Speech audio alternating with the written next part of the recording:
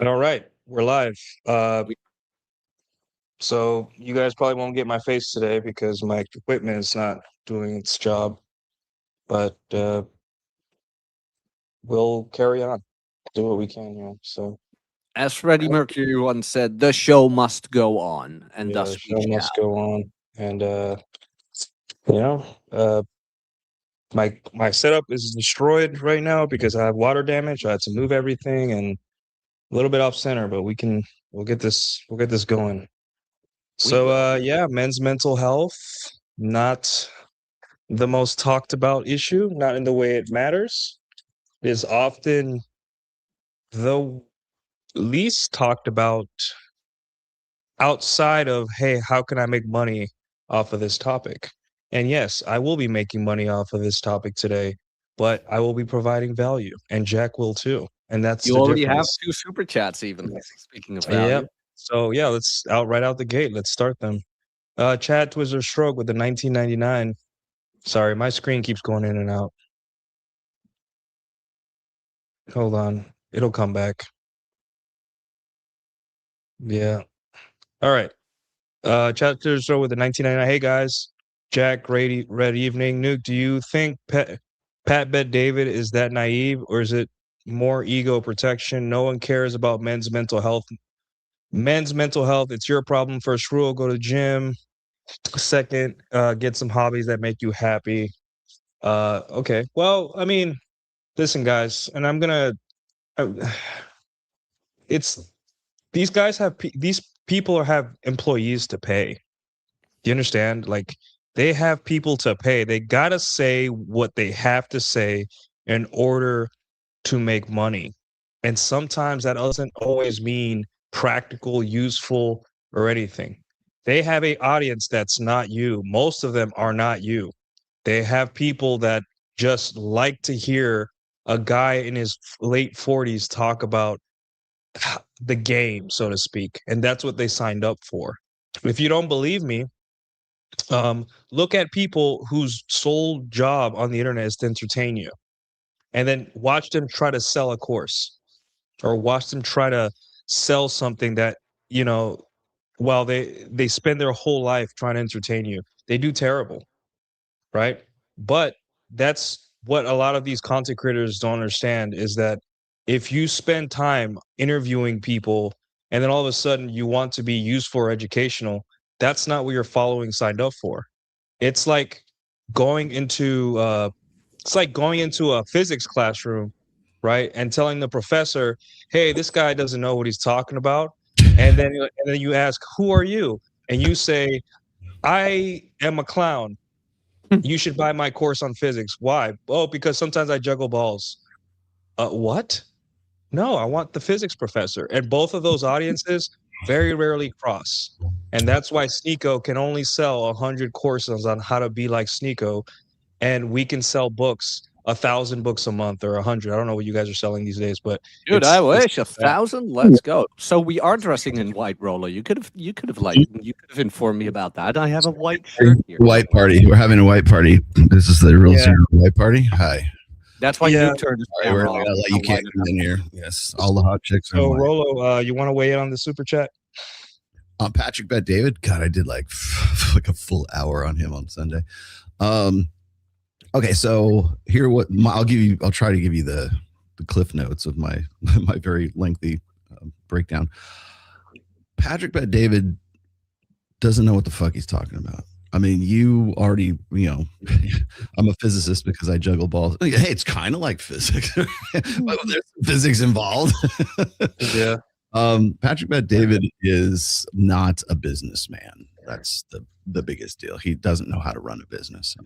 I learned that firsthand when I was talking. Yeah, I'll tell you about James Sexton in a minute. But no, when I saw that video, every time I see something new come out of Patrick Bet David, especially if he's like giving like Adam Sosnick shit, I'm watching this video, and I think you like Nuke, you did a really good breakdown. I just want to give you your flowers here for that, because I thought it was pretty good with what you were talking about. But I have a different angle because I actually worked with the motherfucker. Yeah, you'd have the best angle because you're on a you know him. You know? Yeah, well, so in 2022, like right around what was it, February, March, or something like that. Oh, February. I went on his show. I got in there because of my connection with Robert Kiyosaki, really, and that was when things were fresh and new. And Myron and Myron and the Fresh and Fit crew had been up for 1 year at that point, and they were the new hotness, and everybody wanted to get a hold of them. And it was funny because everybody told me that I wouldn't get along with Adam Sosnick, and that I would like PBD, and it was completely the opposite. Like Adam is like one of my best friends now, and PBD is just PBD, right? But the thing is PBD is a fast follower. Oh, good. Miguel's here to back me up because Miguel was there the whole time when all this bullshit went down. Miguel, PBD is, like I said, he's not an innovator. He's just a fast follower. He sees a trend and then he jumps on it. That's why he jumped all over the Andrew Tate thing during 2022.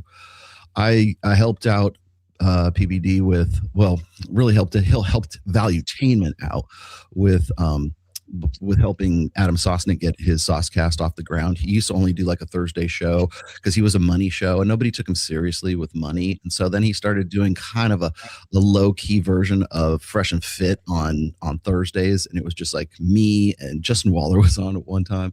I got him a whole bunch of really good guests, right? And I got the chicks for him. And it was just like two guys and two girls, and then he would sit between them, and then they would have kind of like these, conversations. He tried to sort of vaguely make it about, money and all that stuff. But so I helped Adam with that. Then Jedi Bila came on right around like May or June of 2022. And then I finally got an interview with her in July of 2022. And I helped her kind of get her like do what she does now, and she does it really well. She's the only red pill, I want, for lack of a better term, the red pill female that I really take seriously because I know she's about it, right? And she wasn't about it when she first met me. She was really anti Fresh and Fit, and then all it took was one interview with me, and we just fell in love with each other. It's just like I think she's just such a great chick. But then she signed her soul away to PBD, right? And then so PBD then jumped on the Tate train, as we know, and then he had the first interview with Tate after he got demonetized in Madrid. And he would literally go wherever he had to go to get the first interview with Andrew Tate to see, because he was like completely banned off of social media. And so PBD just jumps on whatever the new hotness is. And so during the campaign, during the election season, PBD was all about, he wanted to be taken seriously as a political pundit. And so he was just, he was talking to the governor of Florida. He was talking to the senator. He was trying to, honestly, I don't know why PBD just doesn't run for office. Right. He's not, he does. I got a lot of echo from you, Nuke. But he's not like a serious business guy. I mean, he ran basically a multi-level marketing scam for a very long time, made a good chunk of change off of that, but he doesn't know how to deal with people. He doesn't have anything like Miguel knows. We always talk about this one video he made back in like 2022 where he was like selling Valuetainment. He's put like $4.5 million into the Valuetainment studios, and he's got state of the art, podcast studio and everything else. And he really, honest to God, he put a lot of money into it. Has no talent. Has no shows. There's nothing for anybody to watch except for PBD. That's all there is just him in the vault. He's still doing the same show from the same vault, from the same place he's always been doing it. But like when he like jumps up on, Adam Sosnick's ass, like back in, I think it was September or August of last year, and just gave him a ration of shit because he wasn't, I guess maybe he had told Adam that he wasn't supposed to talk about like red pill stuff anymore, or like manosphere stuff anymore, or intersexual dynamics anymore. And Adam started talking about it on the show, and PBD went off on him. And he's just like, God damn it, man. Adam is he's such a talent, but he's married to this motherfucker, man. And he just can't get away from he can't just cut the strings. I saw him at the white party, like in the middle of May this last May. And I'm like, the first thing I said to him is, when are you coming to Vegas? Like, we need you in Vegas. I'll do a show with you in Vegas. Like, come to fucking Vegas and you will have a much better future and a much brighter future here once you can cut the ties with Pat. He just simply won't do it. Yeah. And he's just become kind of like Pat's whipping boy. And that's content, right? And so here's what pissed me off. Like, when he did this latest, hey, I'm going to tell you how the dating market works, and I'm going to give you some tips about when I was 23 and how it worked for me, right?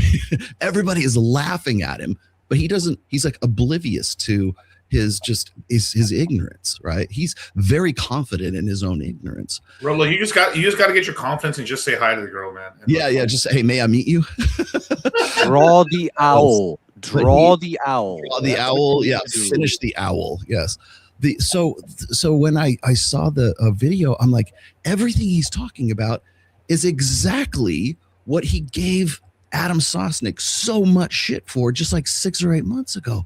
And I'm like, fuck you. Fuck you. You ran your boy up the fucking flagpole for talking about exactly what you go into, like, you know, for a 30-minute. He loves that fucking digital whiteboard that, like, hey, well, how can I use this? You know, and he seems like he wants to come off as like some kind of authority, but it's exactly the same shit that he was giving Adam Sosnick. And then, of course, he has to back everything up by saying, well, the right woman. Like, you'll notice that he just peppers that in through the entire thing so that he's got some sort of like fallback. He said, well, the right woman will X, Y, and Z. And then you should do this and this and this for the right woman. And it's just.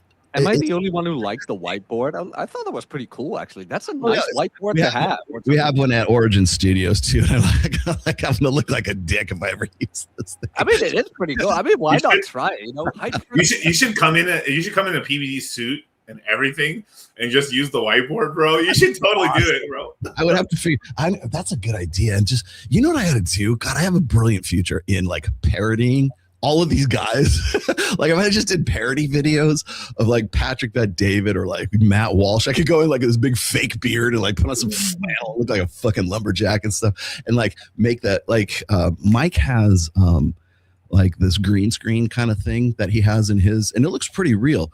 If I could get AI to like completely like mock up like Matt Walsh's background, was got the banjo in the back. He's got all these knickknacks. That's possible. That's possible. People are doing that with Alan's gold background. Awesome. God. And then just completely like whatever his latest thing is. And what you do then is you have that as a set piece for parodies of Matt Walsh. And then you have the digital, you know, whiteboard for parodies of PBD. And then, because it would be very easy to just like keep those as AI templates and stuff, and just do like nothing but parody videos of these idiots.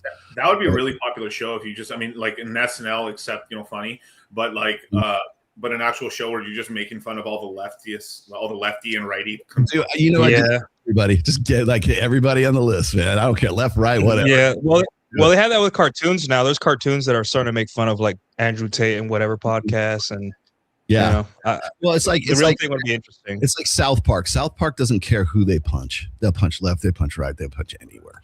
Right. Yeah. I mean, the Biden administration got a softball from them. Yeah. Some get a little bit more than. Well, so when they did the Book of Mormon one, or the Catholics when they had to like figure out what to do with all the pedos in or the Super Adventure Time. Yes. Remember when like the aliens, like the Galgamex, like the greatest show. The vagina is 8 feet wide and razor sharp teeth. You really expect us to have sex with it? Maybe we should table the talk with that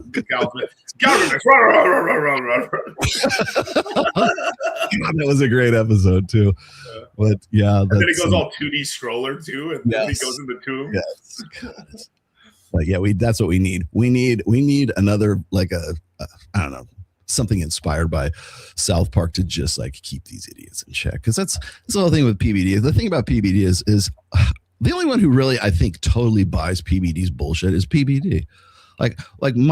Miguel and I talk about this one video that Patrick Bet-David did about all these things he was going to do This is I can still go dig it up. It's like, I think it was June of 2022, and he was just like, "Oh, we got plans for this. We're gonna have feature length movies. We're gonna have comedy shows. We're gonna have live in studio audience kind of thing. We're gonna have all this stuff." And I believed it, man. I was like, "Fuck, he's putting a lot of money into this. This is gonna be a really great studio. It's gonna be the next." I don't know, Daily Wire, or the next, because he said it with confidence, such confidence too. Yeah, he is a very good salesman. I'll give you that. He will fucking sell you anything, but that's all the guy does. He doesn't the turnover in valuetainment is amazing, and it for instance, when Jedediah Bila left, the reason why Jedediah ducked out for as long as she did is because she's just waiting out her contract. They own all of her. They own the title and the trademark of the Jedediah Bila Show. She can't broadcast under the Jedediah Bila Show, so she had to rename her show. She had to start from scratch, and I'm glad to say that I helped her out. Like when she was, she's on her own now. She's got back on her feet quite well, but she, she'll say, "Oh yeah, I was getting therapy for toxic mold," or no, are you just waiting out the indie, the non-compete thing? That's that's okay. You can say that, right? But but she's very diplomatic. She knows how the game is played, and that's why she did what she did. But the same thing with Adam Sosnick. He's never going to leave that show because he's just attached at fucking PBD's hip. When he's going to leave the show? When Pat gets so fed up with him that he fires him. That's when he's going to leave. And I hope. All I can say is I hope Adam has a good place to land when that happens. It will happen.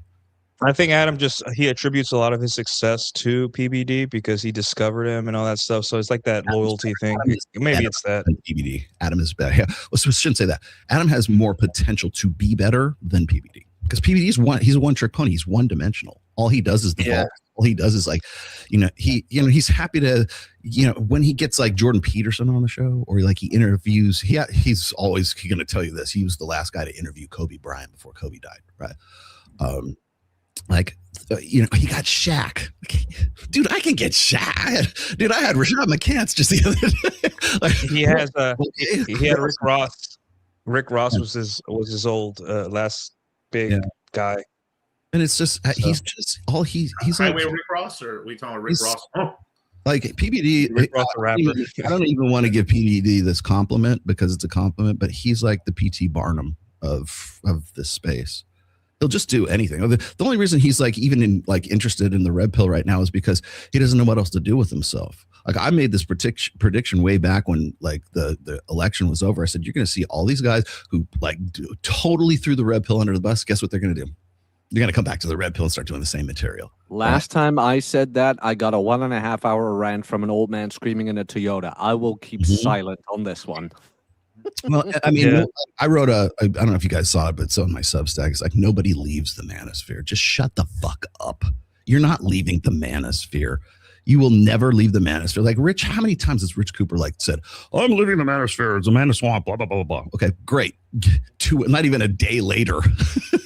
How many people have said the red pill is over and then they say exactly what we write about and talk about on screen a year later? Associated with anybody in the manosphere, but he's in the manosphere. Yeah. In a way, they're sort of saying I'm gonna stop talking about hoes. Yeah, you are. I'm no longer going to talk about hoes on my show, okay? Yeah. And yeah. We got to start talking about these hoes. Imagine Fresh. I'm never going to talk about hoes. Yeah, really laughing so hard. Let's get the second part of his super chat. Third F, what everyone thinks, it's your life. And we're going to get to that, Chad, the mental health aspect, because man, if there's something that is so misconstrued, confused, and just a mess is men's mental health, whatever that is, by the way. I don't even know what that means. Not allowed to talk about. That's a big one, too. Yeah, Mountain Man tops with the 9.99. Hey, Rolo, what are your thoughts on James Sexton quitting YouTube? Oh, boy. Oh, jeez. Gosh. How much do I divulge? Does he need YouTube? He does. Well, okay. So he actually, amongst all of us, Jim Sexton actually has a real job and is a very high paid, well-paying real job. So he doesn't need to do YouTube. And I get it. I don't even need to do YouTube. I do YouTube just because it's an outreach for my books. I used to do, I started the channel and I started monetizing the channel and building up the channel because Audible used to have this program where you could earn bounties, right? So if somebody started an Audible like subscription and they bought your book, then they would get the book for free, and then you would get like, back in the day, you would get like $75, $100 per bounty, right? And that could add up. And then one day they just killed the bounty program, right? And I'm like, fuck, that was a lot of money. I was like, seriously, the bounties could equal anywhere between like 8 and 10 grand a month. And I was like, fuck, what am I going to do? So I'm like, oh, I'll just take all that energy and put it into YouTube. And YouTube did pretty well for me for a while, but it comes and it goes. And ever since I got put on the watch list, it's just kind of turned into Taco Bell money. It's just gravy. I wonder when that's going to happen with Twitter, because these payouts, that's not sustainable. That is not sustainable. Those amounts where I'm like, I am convinced there is no rhyme or reason. It's like, it's a lottery system. It's like, they take a dart and they go, okay, Miguel Munoz. I can literally tell you when they'll stop. Right now, we're in the middle of right now. They're like, Elon's not going to stop giving those juicy payouts to whoever he wants until after SpaceX IPOs. Yeah, he's got to keep everything very chummy right now. Like there's even talks of fusing Tesla with SpaceX and Twitter and everything, just fusing it all into one company, because like this IPO is about to fail so massively. Like Jesus Christ, bro. They're basically dumping all, like they're basically, the extra liquidity is going to be everyone in the 401ks. They've like allowed it to it's within 30 days to be allowed in almost every 401k you could possibly imagine. It's not good. It's not good. Just to answer that super chat real quick, the reason why you want me to give you, I'm just going to speculate here because he's Jim's a really good friend of mine, but I think he's tapped. And he doesn't, he's got other shit that he needs to do. And then he's very pragmatic, right? He's probably looking at the numbers and the analytics for what he does on YouTube. And then YouTube ratios the fuck out of his channel. But if he goes on Soft White Underbelly, you look at the analytics for that, through the fucking roof. He goes on with Matt Walsh, through the fucking roof. I don't know. Did he go on Rogan? I think he might have gone on Rogan.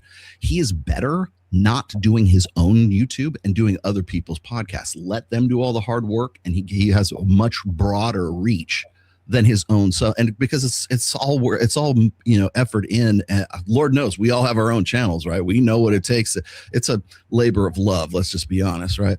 Oh yeah, this shit sucks sometimes. He's just looking at the numbers and going, I'm better off doing other people's podcasts. That's why, if you look at Orion Taraban, who I honestly think is buying his subs right now. I think he's been buying his views for damn sure. Yeah, and the most exciting manosphere creator in the world. He's so exciting, unbelievable. Yeah, I know. And I got a quick announcement to let you guys, because so Orion's got this new AI version of himself. And by the way, everybody is doing this. I have been approached by this. For people to do this, I decided to do this with Miguel and Charlie to have an AI version of myself, but I am not going to do it the way that fucking Orion did it, because because he has this announcement stuff, and I'm looking at the comments, and usually he curates his comments, but there's so many of them that are negative about his new app, like the digital AI version of Orion, who is tapping into my great body of work. What is that? All your videos and all the topics you ripped out of the Rational Mail, or or what, your one book and the other book that is the book on Van Gogh. No, I know what he's doing, but the thing is it comes off very negative, because a lot of these guys they want to have a human. They don't want to talk to a robot, right? They don't want to talk to a bot. And so they're, quite honestly, the people who actually were commenting were very offended that he was even doing it. And then on top of that, he's charging $50 a month for the subscription fee for it. Yep. Honestly, I don't think he's setting the price. I think whoever did the app for him, they're the ones that set the price, and he's just licensing his name for it is all he's doing. Yeah. Well, it's not hard to do that with Claude. Yeah. Yeah, well, I can do it right now. I could take your book, Rolo. I could take Jack's book, and all your videos. It'll take me a couple hours, and then I can make a chat bot where a guy can come in and ask any question, and it'll search your work, our work, everyone's work, and then spit out an answer. It's not hard. I think it would be better. Almost, I'm I mean, I'm still doing my own with Charlie and them, but like it would almost be better to make, I don't know, an AI engine or whatever that sources everyone, that sources everything as far back as like the very first post on SoSuave, like all of that material. Because what are you gonna do? You're not gonna. All it's doing is just generating answers based on that archive of work. And it doesn't have to reference who made the post or anything. Like it could be me. It could be like what it could have been Pook. It could have been all the earlies. It could have been any Royce. Why not do it? Why not do a digital Royce? Like anybody could do that. Royce doesn't blog anymore. He's not gonna. How could he fucking fight you legally for that? He couldn't. So if you go and you built an engine that basically sourced every Manosphere creator since 2002. Like, what's to stop you from doing something like that? You could easily do that, but the thing is like, do people want it? Like, because I keep looking at these videos right now about how to sort of like maximize your positioning and everything else, and I see a lot of people. I see a lot of desperate stuff going. PBD is a good example of that. You know, like leading into what he's doing right now.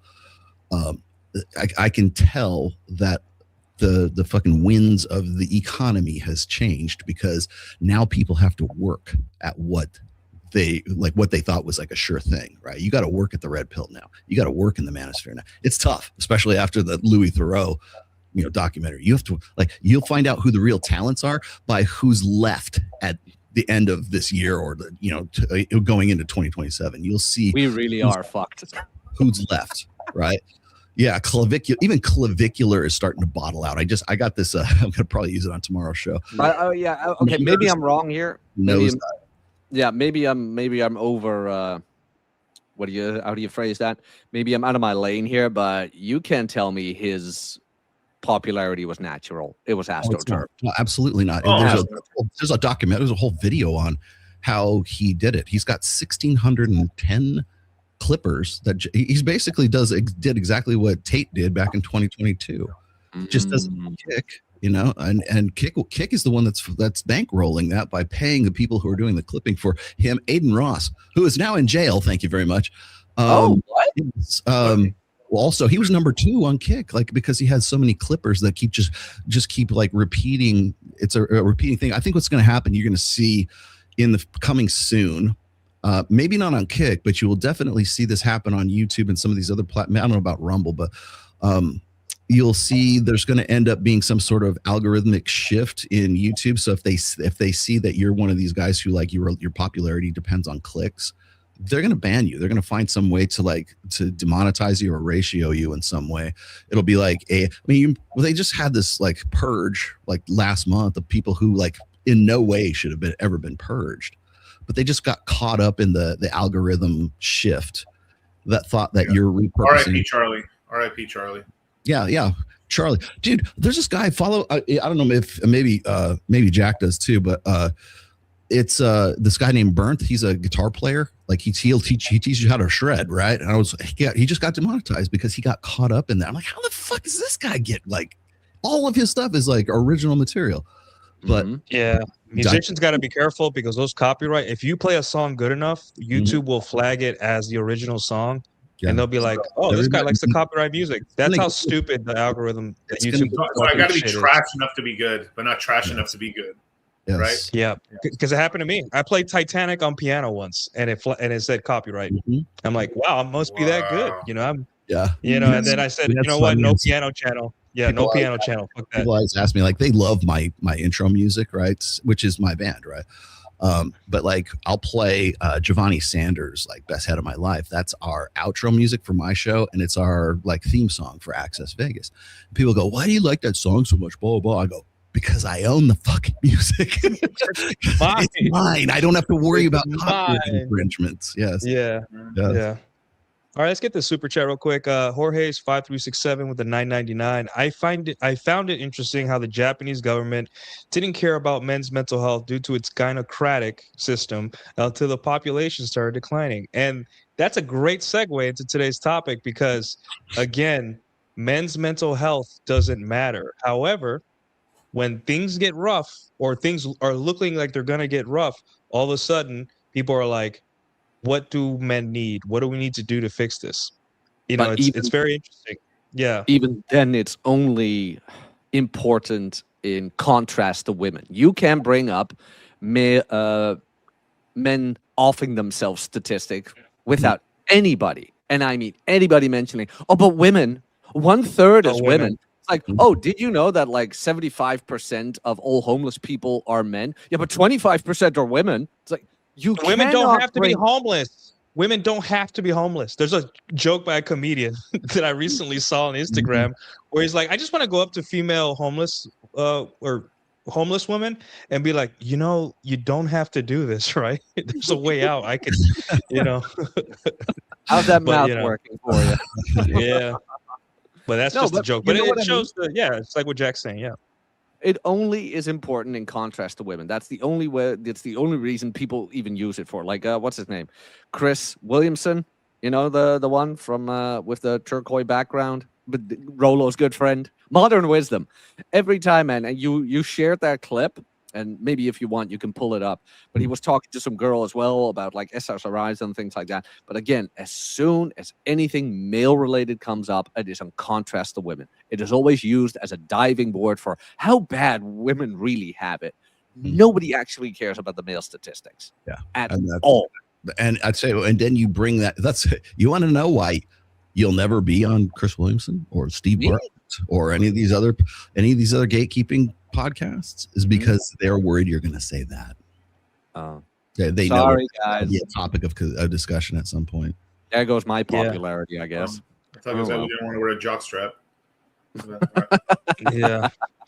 Well, the thing is, and then you have the people that pretend to care about men's issues, or at least give it a good shot. But the thing is, they want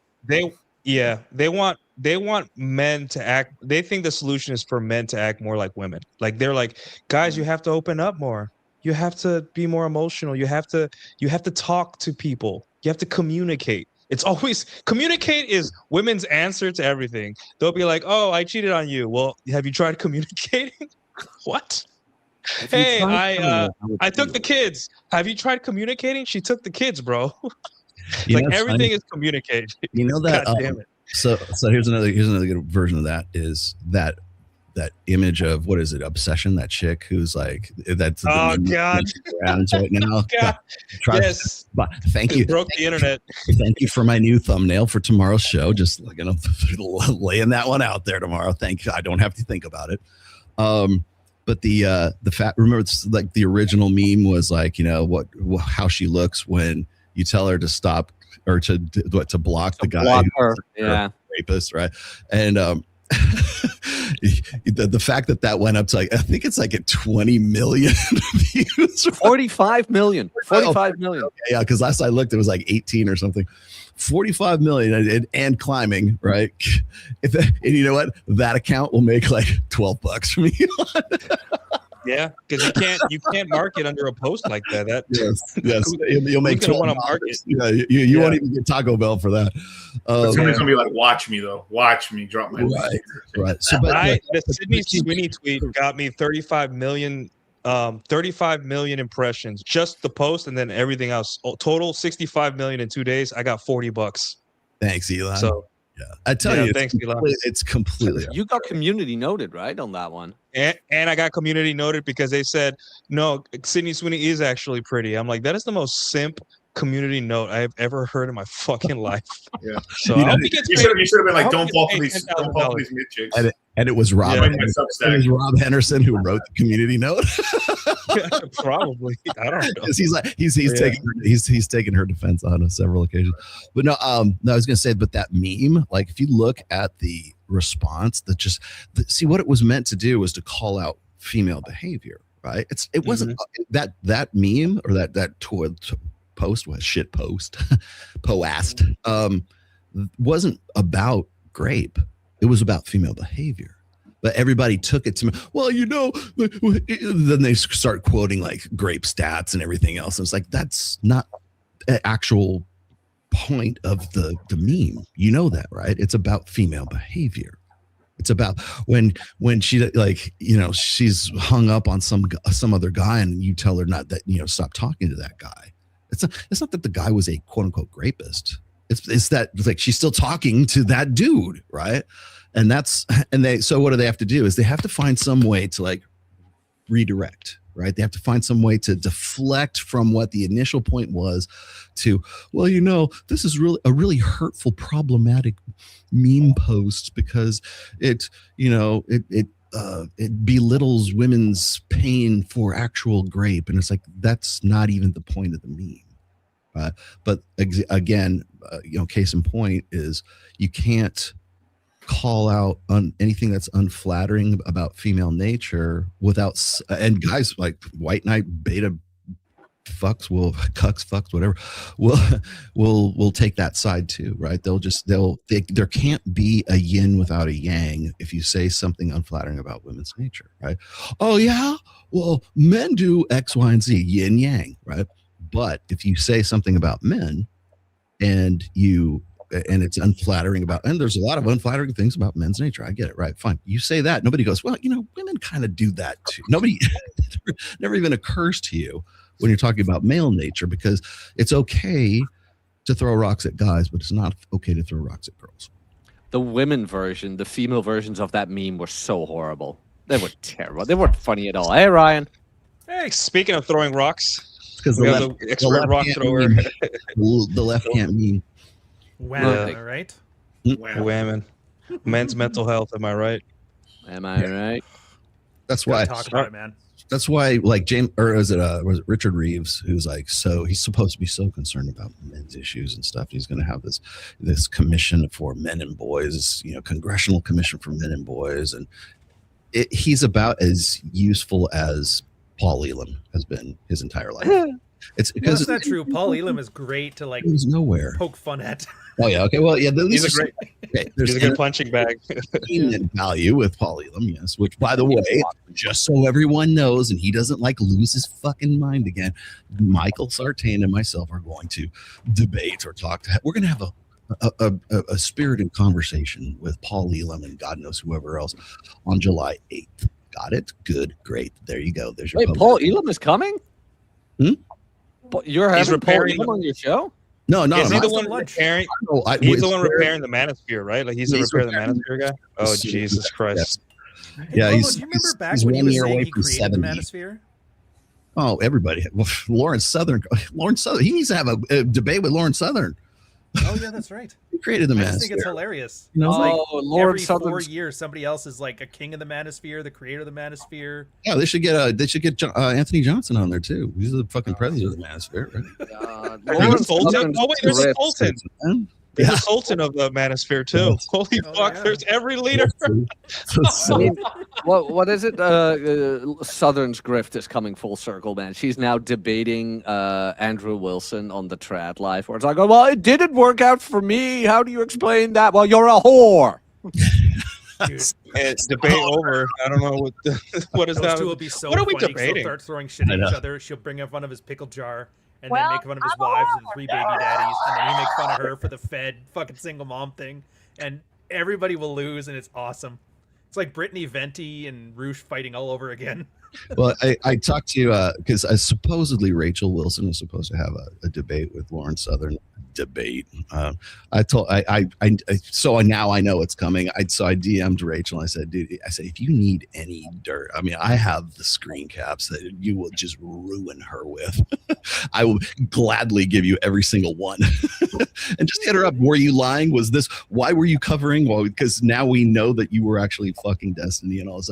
Like, you were wearing your wedding ring 8-9 months after you'd already been divorced. Well, why would a trad woman? Why should we believe you're trad if you're willing to try to pull horseshit like that? I told her, I said, you are welcome to all of my archives. There was some interesting red pill nuggets in her explaining why Destiny, though. I did find that interesting. I watched the Jeremy Boring, very appropriate name, by the way. It was boring as hell.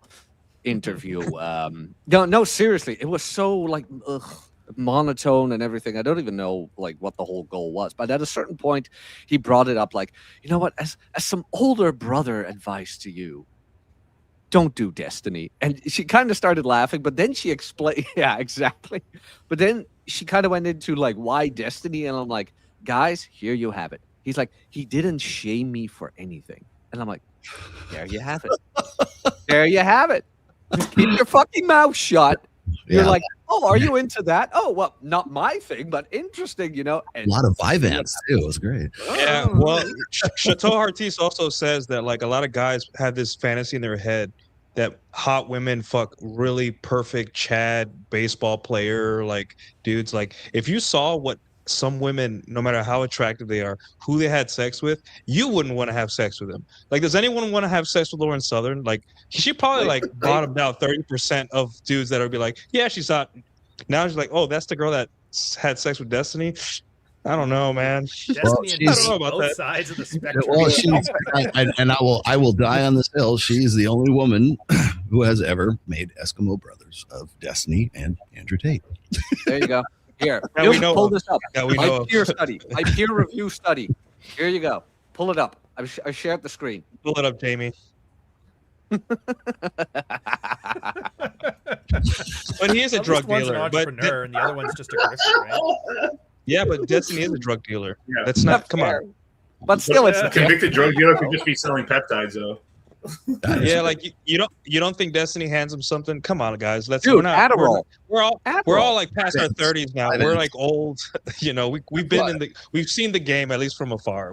I'm convinced. You know what I'm saying? I'm convinced that Not So Erudite is like still like riding that train because like he's got some steady source of Vyvanse for her too. She's just as fucked up as he is. Yeah, I mean, but he's getting laid like a warlord. There's something in that game. I don't like admitting it, but there's something.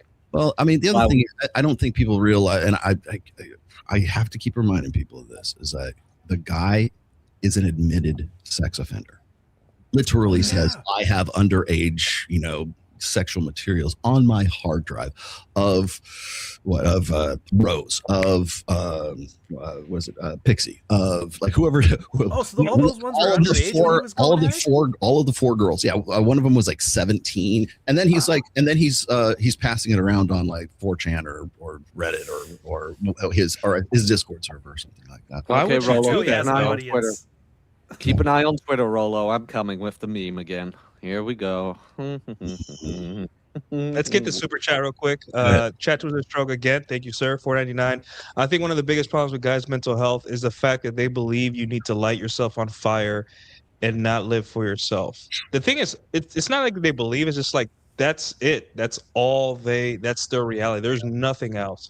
Tell a guy, like, sometimes you'll tell a guy, hey, like the marriage stuff, like, hey, a lot of guys are scared to divorce a bad situation because they're probably afraid to find out that the kids will be fine without them. And it's more about him being a father than the kids being growing up to be good kids, right? And they lose their mind. 6 paragraphs on Twitter. Just, hey, you don't understand. Like, I don't want a guy coming in and fucking my ex-wife and being a cuck. And I'm like, what does that have to do with the kids? The kids don't care about that. They want to go to Disney World with dad. Just chill. And then they don't understand that. Like, it just doesn't enter their, like, hey, dude, have you tried enjoying yourself and doing what you want? That's actually attractive too, consequently. So, well, Nuke, I'll even one up you on this one. Picture how many guys get a phone, like you're working at the gym, in between sets, your wife calls you. How many guys would answer that call? The one place you get to be selfish and of yourself, the gym. I have to pay attention so I don't drop this weight on my head. How many guys would answer that call? Most guys. Most guys, yeah. That's how selfless we have been. I don't know if we're trained or you think it's DNA. I think it's DNA that we're kind of trained to deify women because that's how tribes survive. But electricians, they'll be testing high lethal voltage and I've seen it. I've been on work sites and they'll be, hold on, my wife's calling. I'm like, dude, you have 40, that shit. If you drop something in there, you die, like your wife can wait. Yeah, but sorry, Ryan, keep going. The private chat. Oh, that was it. You check the private chat. No, and it's crazy. Like, guys, there's high level jobs that are very consequential, like operating nuclear reactors, where a guy is stressed because he didn't bring the right Pampers or eggs home, and he has a nuclear reactor or a power plant or 40 volts that could kill him in one zap, or he has to make a stock trade, or he has to lead a company of soldiers somewhere, and he's stressed because his wife is mad at him. And that's what we mean. Like, you're setting yourself on fire to make everyone happy, but there's people behind you that need you to like fucking focus or else everyone dies. But you're mad that you're scared of your wife, you know, and that's huge. That's a big deal that guys have to overcome. So there must be so much bliss for men working on submarines and also horror at the same time. Oh yeah, dude, just the ship life. It's like you have a second life. Your life at home doesn't exist for a while. That's why a lot of married guys love to sail in their late 40s. In Mexico, I'm the king. Back home, I'm a cuck. I'm not even joking. Wow. Yeah. There's the craziest people I've sailed with when it it comes to drinking are the ones that you go home, you're like, oh, that's what you're married to? I get it. You're about to leave. Your wife's like, I'm about to fuck so many dudes while you're gone. I've seen more dicks in my life because of that very, very thing you're talking about. Hey, now. Sorry, there's I'm looking for it right now. There's a reel it's been on Instagram, and it's a skit, right? But it's these guys who are like hanging out, like just hanging out at like drinking at home or some shit like that. And it's like probably 6 guys, and they're having this conversation and all everything, and like, hey, chicks, this and da. And then they look at their phone and it's their wife going, "Where are you?" You know. And then there's another one that's hey, me and the girls are going out. Don't wait up, you know. And then they're like, so it goes around and it shows you the text of the girls, and they're just all these dudes are essentially just pussy whipped, right? Except for the last dude. His wife is like look out the door, and she's like right there waiting for the guy in the door. like she tracked him down. One was like that. Did you see the Brazil one where the guy's wife had to FaceTime him while he's at the bar with his friends, and it's this torta? Mm-hmm. Which Spanish enough Dominican boy. What's that mean again? Torta? It's just an overweight Mexican woman, but it's spreading to other races too. So sure, yeah, it's spreading. It's just a very popular term. You know what the crazy thing is? The tortas are it's a CIA psyop, you guys. It's a CIA psyop. They're trying to increase the birth rate, bro. They're trying to make fat bitches hot, bro. It's a psyop. I'm telling you, bro. It's forced as fuck, but the girls are like, yeah, my torta. It's like you prefer, and men are saying, especially working class men are saying, oh, this is what we prefer. We prefer a nice, warm torta when we come home. And I'm like, no, dude, you prefer an attainable woman because you don't want to go out and deal with hot, bitchy women. So, and that's how they're advertising. That's a great car.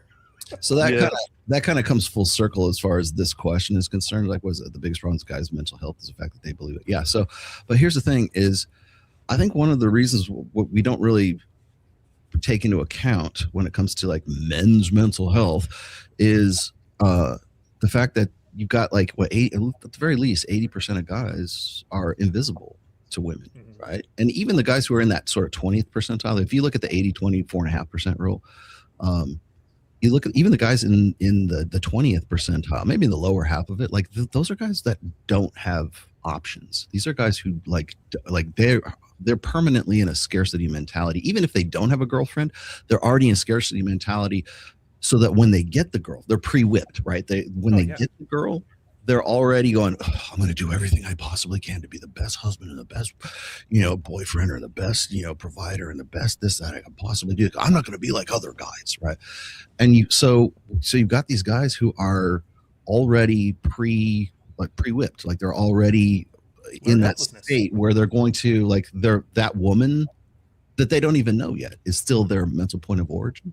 And so if you look at you figure the fact that 80% of guys, just roughly speaking, are sort of these are the invisibles. These are the guys who don't even register. I'm not saying that those guys don't eventually find some, mid or some 4 or something like that. But you know what? That 4 becomes their fucking world. And if that's the best they can do, I think one of the reasons why more guys than not have those mental issues or have mental health problems is because they're afraid of losing, or they lost the only girl that they thought that was good. Like they're one, it's like that Michael Bolton song. How am I supposed to live without you? Right. Yeah. And so they get into they go through a divorce, or they go through a breakup or something like that. And it's not that they're going through just a breakup. They're having to be faced with the fact that they were invisible before they got this girl, and then they lost the girl, and now they go back to being invisible again. Right. Yeah. The world feels crushed. Yeah, so it's that. I mean, one of the reasons people give me so much shit for like plate theory, right? You know, spin more plates. It's dating non-exclusively, like being, you know, have a roster, have, you know, what Royce says, always have like 2 or 3 in the kitty. You know, there's a point to that. It's so you don't get into that state of that mentality where you're going to need mental health services because you got just that one girl and you're putting all of your eggs in that one basket, and you're just, and that's. And what happens is then what's the really hard part is when that turns out to be very successful for them, then they get very self-righteous. There's nothing in the world like a self-righteous like beta. Oh, they're the worst. They hate me the most on Twitter. God. Because it works for them, right? Or like it's like, you know, they're maintaining. They want it to work for them. Yeah, they want it to work for them. To maintain. They need it to work for them. And so to gloss not only themselves, you know, to reaffirm themselves, I guess, but also because they think it's a form of game and it's going to be like a compliment to that woman, they're going to start a podcast, or they're going to go on your podcast and go, well, let me tell you why you shouldn't date around and why it's bad, you know, and here it is in the Bible or the Torah or the Quran or whatever else, right? Here's why you shouldn't do this and da da da da.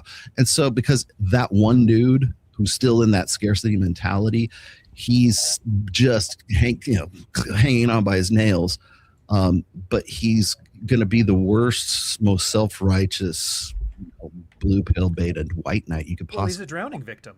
Yeah, and if he loses that girl, he goes straight to the fucking asylum. Yeah. Well, that's the problem with drowning victims. Like, I was trained as a lifeguard, and one of the things they train you about is when you approach somebody drowning, don't approach them from the front because they will grab you and pull you down with them. And this is the social version of that. Yeah. He wants everybody else to be as unattractive as him to validate what he believes because he's scared of getting rejected or he's scared of being invisible. And the part that gets me is like mental health, right? They talk about it like it's a product. You can buy something. There's no hope for them for anything better other than like you guys. Because you can't go to a therapist. What does a therapist do? They talk to him like he's a girl because girls are their biggest customers and girls just need to talk it out. You can't talk to a guy to make him feel better about his problems. The idea is the problems need to get solved. So it's bad enough that these guys are already this pathetic, this willing to drag everybody else with them or drag everybody else down with them. But every Kisby ring, every place they can reach to for help is actively making it worse for them. Which those are the people that hate you, Flagpole, the most. Yeah. Richard Reeves or whatever, he doesn't give a shit about men. He gives a shit about those men increasing his own social clout, which is, I call it the Paul Elams. The Paul Elam situation, Yeah. Paul Elam hasn't given a shit about men. I am literally the only person on this panel here who is actually, you know, an advocate for therapy every now and then, aren't I? I don't know, man. I had therapy when I was younger, and it did wonders for me. But maybe I got lucky. I'm not denying that most therapists are horrible. Let me chime in here real quick because I work with guys in the 45 to 65 demographic for Reignite. I work with the guys I work with the unsexy demo, right? People don't give a shit. You get past 45, you're invisible. Nobody gives 2 fucks about you, right? Because you're not young and sexy and you're not like whatever, but these are the guys. As I said before, this is a prime demographic for males, you know, self-deletion, right?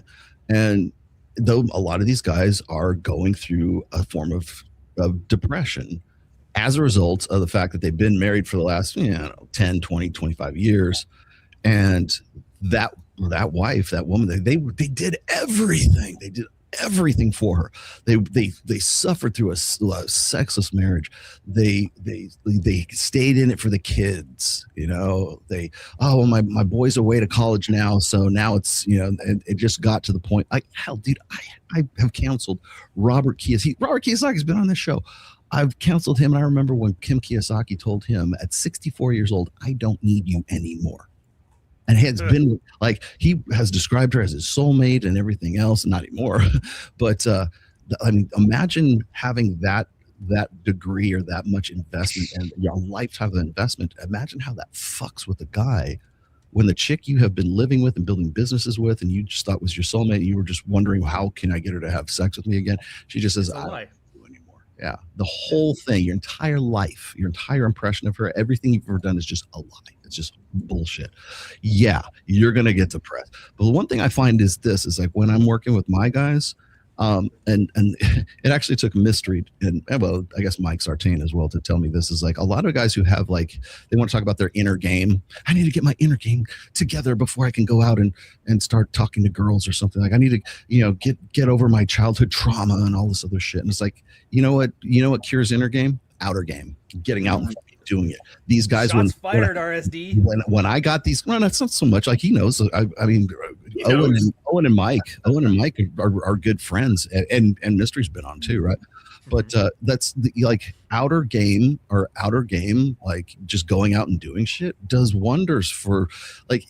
Well, I'll say it's all going to get solved, but a good 85-90% of your issues can be solved by going out and meeting hot chicks who like our interest. Imagine this: you go out to Miami, the white party or something like that, wherever you go out to Reignite or MOA. I don't care where the fuck you go, right? You go out there, you meeting girls after girls after girls, and then suddenly you get with one, and suddenly one shows you interest. Guess what? You're not thinking about your childhood trauma anymore. You're thinking, how do I get this chick back to the fucking suite that I have here? Like, and once you get into once you have some like just measure of success with all that stuff, you just see how quickly all that bullshit just fucking melts away, right? You go, oh, maybe I didn't need to do that. And I think that guys need to do shit to get over shit. I'm not saying guys don't have emotional problems. I'm not saying guys don't need therapy. I'm just saying they don't need female therapy. Yeah, I agree. No fucking. I'm gonna go a little bit Sun Tzu. Not to get too abstract here, but Sun Tzu used to say that before battle, soldiers would cry like little bitches. They would cry because we're all gonna die. It's over. I'm not gonna see my family again. They're gonna stab me in the heart, whatever. But he also noticed that in the heat of battle, these motherfuckers would jump from trees. They would do like double backflips it would be like John Wick, with spear. Like he would describe the battle. I'm like, these guys are really brave, but they were crying 30 minutes ago before we charged. And I'm like, it's the same thing with game and approaching women and talking to a girl. You'll see a girl and your brain's like, don't do it. You're gonna die. You're gonna get beat up. She's gonna think you're a creep. She's gonna call the police. And then the minute she just looks at you and says hello, hey, what's up? Normal conversation. All of a sudden, your brain goes into problem-solving mode, and you're just like, oh, it's not so bad. Don't talk about crypto. Sorry. Don't talk about crypto. No crypto, no Warhammer. Cheap shot. Oh my God. Don't talk about Warhammer. Don't talk about Legos. Don't talk about anime. Right. Don't talk about Canada. Whatever. But the thing is, like in a couple seconds, in like a minute, you're just going to be like, oh, I didn't die. And this is what these guys need. They are neurotic. You got trained that being neurotic and worrying is normal, and they mask it as, oh, it's just intellect, it's just me planning. I'm like, there is no plan when you talk to a woman, because it's a human being. Just like there is no plan for a battle. You prepare the best, you wear a nice cologne, you wear a nice shirt, you learn a little bit of game. But when the girl's in front of you, Dr. Orion Taraban cannot help you.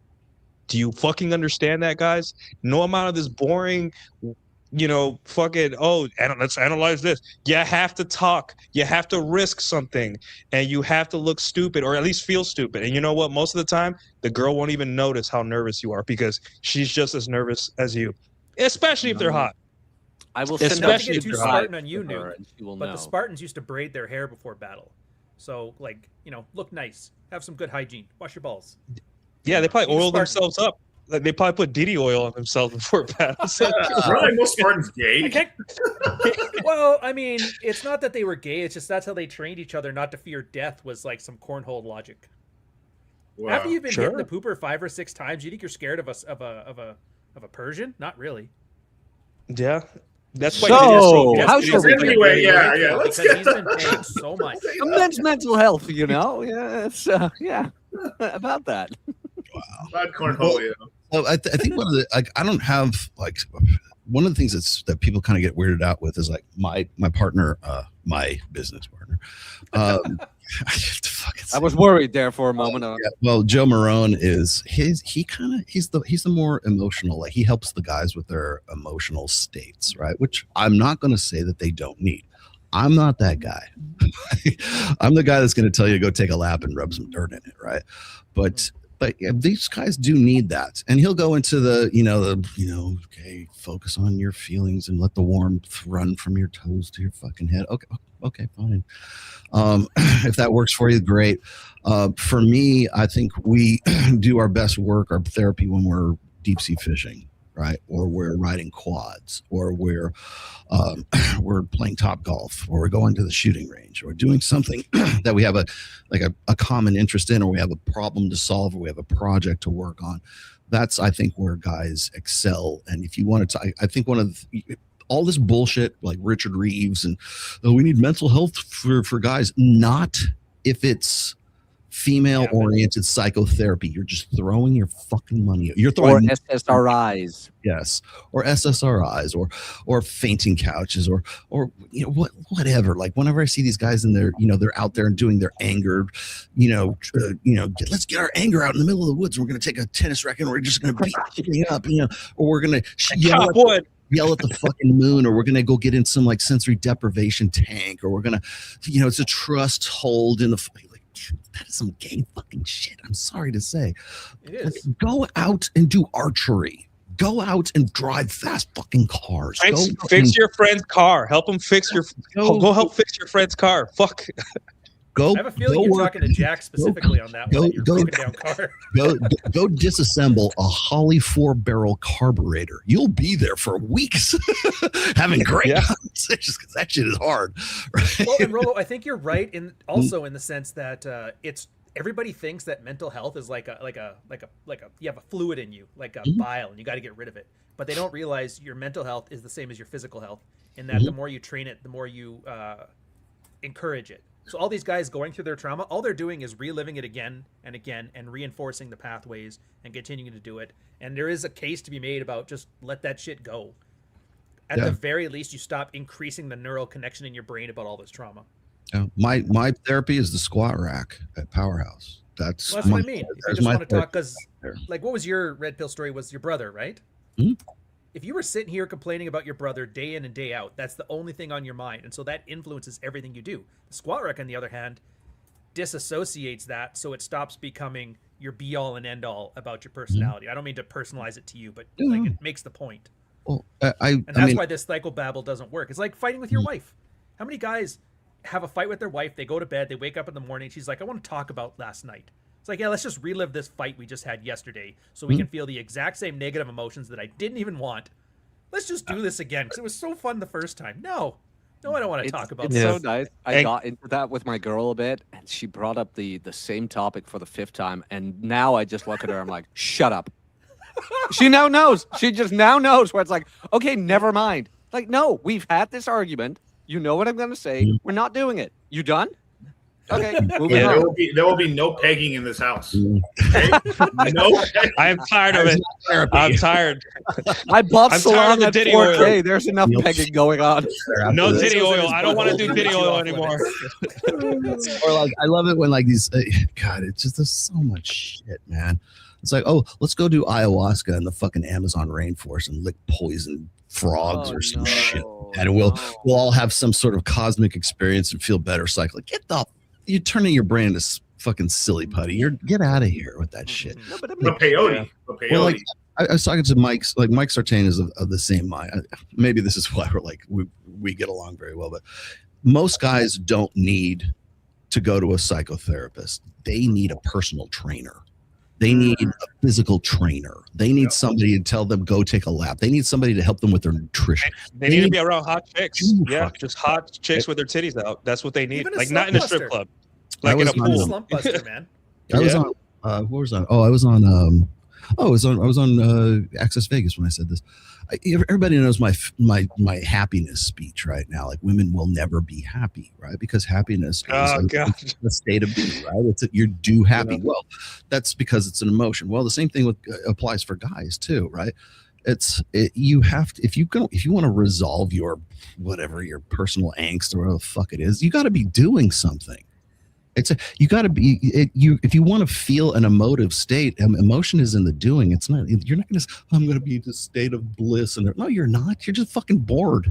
You know, like, go and fucking do something. That's why you have to like have a project to work on. That's why guys, when they get together and they cooperate and they solve a problem, or they create a new thing, or they explore a new frontier, or they go out and they kill the fucking caribou or whatever, that's what gives them personal inherent reward, right? That it could be happiness. It could be just like, I really enjoy painting miniatures, right? I enjoy putting together Lego.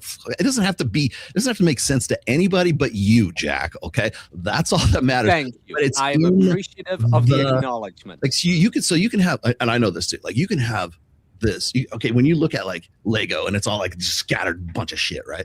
And then you put this thing together, and after, I don't know how long it takes you to do it, but like after you've done it, then you got this piece, right? And it's great. You could go, oh, this is cool, but it's like it's kind of like doing a puzzle. Yeah, but it's the same as the Warhammer thing, right? When you have all the but it's in the doing. Like, why would you, like, a puzzle makes no sense to me. Like, why would you do a puzzle? Well, it's in the doing. You already know what the picture is like because you have it on the box, right?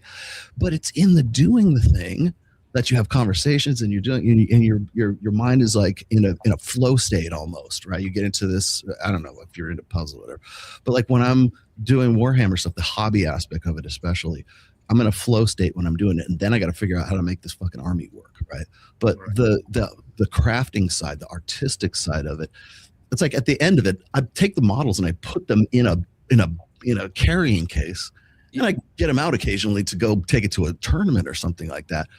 But when it's done, it's done. It's the act of doing it that's inherently intrinsically rewarding. Rolo, you'll know this. Have you ever put together a drum kit? Oh, well, yeah, unfortunately. Occasionally. I mean, I enjoyed it. I always really enjoyed it. Like the tuning of everything, the resonant skins, the top heads, like everything. It is just, leave me alone. Let me do my thing. This needs to work. And the setup and everything. Yeah, it takes a long time. Men's therapy is in the doing. And that's where we get everything wrong. Because if we think, oh, we need men's mental health stuff. You know what would be men's mental health? Start a gym. Start a place for guys to go, be a male space where guys can go do shit. Whatever it is. I don't care if it's a hobby or sport or whatever else where you go smoke cigars. Just even smoking cigars. Yeah. It is something I don't say that so much as it is outcomes. It's having working dirt at the, like, here. Anybody here who's worked in an office, that feeling of like it's just a constant churn of work, nothing's ever completed, and it feels draining. As opposed to like if you're doing any plumbing, electricity, like work, you build a house, the house is done, you have that sense of satisfaction. Your Lego, your Warhammer, my Minecraft world, anything. Your Dominican thing, I don't know, making bananas fried, I don't know. But she's really good. Like, it's the depends on the contains. And that's why these Robert Reeve do-all things that he doesn't really matter, because it's not doing anything, you're not accomplishing anything, you're just pantomiming process. And that's demoralizing for a guy. And that will be the first thing. Having something to show for your work. Well, see, that's where the feeling comes from. That's the thing is like, so like when I'm working with the guys in Reignite, I see the guy when he comes into the program and where their progress, because I'm the one I'm the only one that's really seeing the progress, right? And I go, remember what you were like about 8 months ago? Oh yeah. Yeah, guys forget how far they've come because they're always looking like, I want to be like this guy or this thing, and then they don't forget, hey, dude, like 8 months ago, you couldn't even look a girl in the eyes, bro. Mm-hmm. Like, I had you sucked. I have this guy. His name is Harold. He won't mind if I use him as an example because he's a really cool dude. He's just turning 60 this year, right? But he came into, I met him through my Patreon, and then he joined Reignite once I started Reignite. So I've known him for like a while now. And the first thing he asked me, like way back in the day, because he was going through a divorce, he was almost out of the divorce. And he just wanted one consultation to say, do you think I'm good looking enough to like get back into the sexual market? That's all he wanted to know. He wanted me to tell him, like, validation, attraction, right? And I go, well, yeah, no homo, but because he does work out and everything, but that wasn't his problem. His problem is he's very soft spoken. He walks with duck walk, right? He has no style. He has, like, you can have a great body, but that doesn't matter. You're still an old guy with a great body, but you don't know how to dress. You don't know how to talk. You have no social skills. You have none of this other stuff, right? Which he really needed to work on. And then as he got into the program, like Jim Kilgore and Joe and the rest of these guys saw things about him that I didn't see. And so what do? We work with the guy. We took him to Jim Kilgore took him to like a haberdashery, right? Whatever it is. Jackson Maximus showed him the elements of style, right? This will work with you. This will not work with you. You need to buy some new shoes. You need to buy some new slacks. You need to get whatever it is within your comfort zone, right? And basically, essentially, just like sort of gave him or helped him create his own new personality as a I guess a form of therapy, right? That's what he needed to do from going from one state to another state. And it wasn't just about how good he looked. It was about his, social savvy and how he presented himself. And so I'm watching him transition from being this guy who was just sort of socially inept, but, got into the gym, to being a guy who I saw at the white party who fucking outdressed me. Like, the guy is like, he just knows his shit now. And he's learned so much as a result of it. And so he's no longer that depressed kind of like post-divorce guy anymore who's wondering whether he should be able to, just give up or to reinvent himself. And I'm happy to say he's a much different individual than I knew from like almost 2 years ago than he is right now. And so that's the kind of therapy I'm talking about. Right. It's not just sitting on a couch talking about your fucking feelings. It's, you got to go get some style. You got to go do some stuff. Let's get it going here, man. Let's do. Right. Because when you're depressed, depression is an emotion. Right. And what is that emotion conveying? What's the latent purpose of that emotion? You're in a state that's unsustainable. You need to move to something that is sustainable. Right. You have angst, you have urgency, you have depression, you have anxiety. Move. Yeah, just move. Go. Yeah. That's go. Get out of there. You will never get that from a female-oriented therapy, because it's all about, it's okay. You're all right the way you are. You're enough. Get the fuck out of here. Get the fuck. Yeah. That's not, it doesn't work for women. It's not going to work for guys. If you look at the self-help, like if you go to the self-help section in like Barnes and Noble or something like that, or, whatever, besides a million different books by fucking Mark Manson, you're going to see nothing. You look at the difference between like the books, like the titles for guys self-help, which are very few, and women's self-help. Women's self-help is like, you're enough. Guys self-help is you deserve. You deserve. Yeah, you deserve versus how to unfuck your life. Yeah. All right, let's get this. They just want you hooked. They don't want to fix. Yep. Yeah, let's get a $4.99 super chat from Sighthound Siege. How you doing, sir? Hey, Couch, is it better to not talk about your hard day at work and all of the problems there to your women because she'll see you as weak? Well, Couch, I'm gonna let you have this one. I have my answer, but your answer is probably better than mine. Go ahead. The first question is, the way you framed it is completely wrong. Yes. Because she'll see you at weak shouldn't factor in. Let me ask you this. Why do you want to tell your wife about this stuff? And this is a question nobody ever asks and nobody understands the answer. Why do you want to tell your wife about how hard work is? Because ultimately you want her validation. You want her to agree, yes, your work is hard. Yes, you're a good man, blah, blah, blah. You're basically asking her to be your therapist, of which she's your wife. She's not your therapist. She's not your best friend. She's not your mother. She's not any of these things. She's the girl you have sex with and you raise kids with and that kind of thing. She's your wife. So by doing this, all you're doing is you're telling her, I want you to fill bigger roles in my life, of which she doesn't want, can't fashion, and her innate responses to it tend to make things worse. How about just don't tell her this? It's none of her fucking business. She can't handle the information. This is your way of telling yourself, maybe I need a friend to have a couple wets with on the weekend to talk about my problems and have a bitch session. And that's the part that it's difficult, because every guy thinks about it in feminine-centric terms. Oh, she'll see me as weak. I don't want her to see that. It's that same neuroticism that Nuke was just talking about. How about, no, I'm not telling you my problems, because then I got to deal with your bullshit on top of that. I'll talk with my buddy Chris about that and start thinking about it the more a selfish guy would. Like, why would I tell you something? And as long as you can frame it like that, you'll notice a lot of these questions kind of answer themselves. But the hard part is getting a guy to reframe how he thinks about these things. How was that? Yep. Nuke. That was perfect. I would just say don't give your wife jobs she didn't sign up for. She signed up to be your wife, not your therapist. Yeah. You got it. Mine was oversimplified, but all right. Let's get to this next super chat. Karn 9792 with the $6. When I have mental health issues, I just get a $6 shrimp special. Don't need the clip. Just showing love for the awesome panel. All right, he wants the clip. God damn it. Everyone, see, I showed this freaking cutaway. Now everyone wants it. Where is it? Oh, here we go. Jesus answered, I am the way and the truth and the life. No one comes to the Father except through me. $6 shrimp special! There we go. I don't know why that's so popular. There's probably some meta, deep philosophical reason, but It's you just guys funny. sure. It's just funny. Some things are just funny. I laughed like hell when I saw it on my IG reels. I'm like, man, this is funny. But all right, CH or Chaos 1612 Mister with the CHF. What is that? Swiss franc. He's from Switzerland. Nice. Hey, what's up? Black guy from Switzerland, $5. Have some money. Have some money, Rolo, with the currency of your favorite country, Liechtenstein. Said Liechtenstein. Liechtenstein. Keep up the good work, man. All right, Chaos. Thank you. Whenever we would go around, like back in the day when I was on Fresh and Fit, and they would do like, "Hey, name 3 countries." I had to actually name 3 countries. I was ended up with Liechtenstein. Yeah, North America, Guam, Liechtenstein. Texas. Luxembourg, Germany, France, Spain. It's all places he's been fucked. North America, Yeah, what was it? Texas. Is it Mexico or forget which country it is?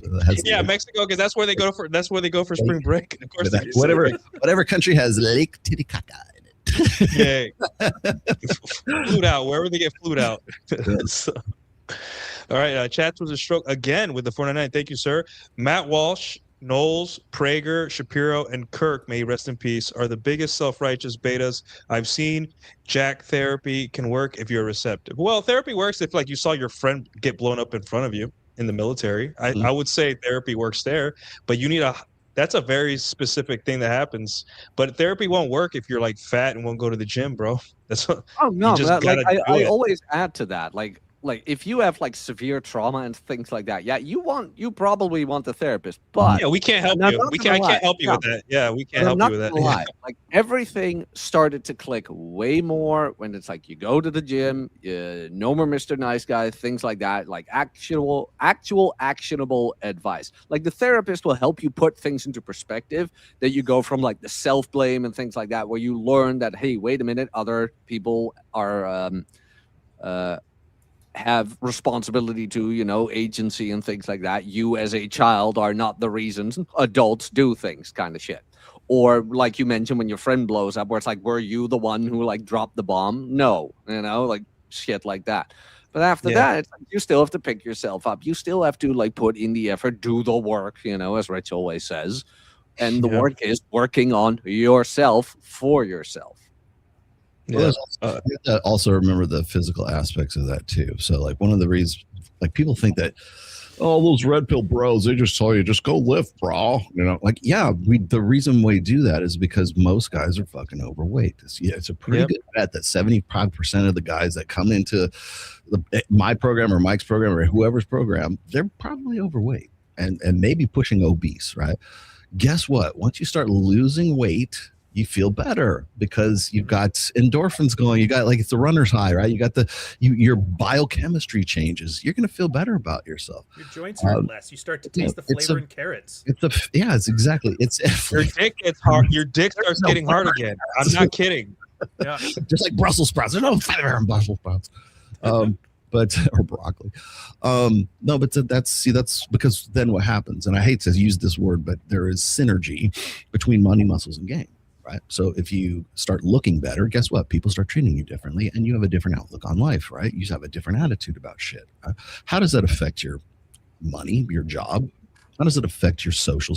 Obviously, women are treating you differently. How does that affect your personal relationships with people and how you're going to talk?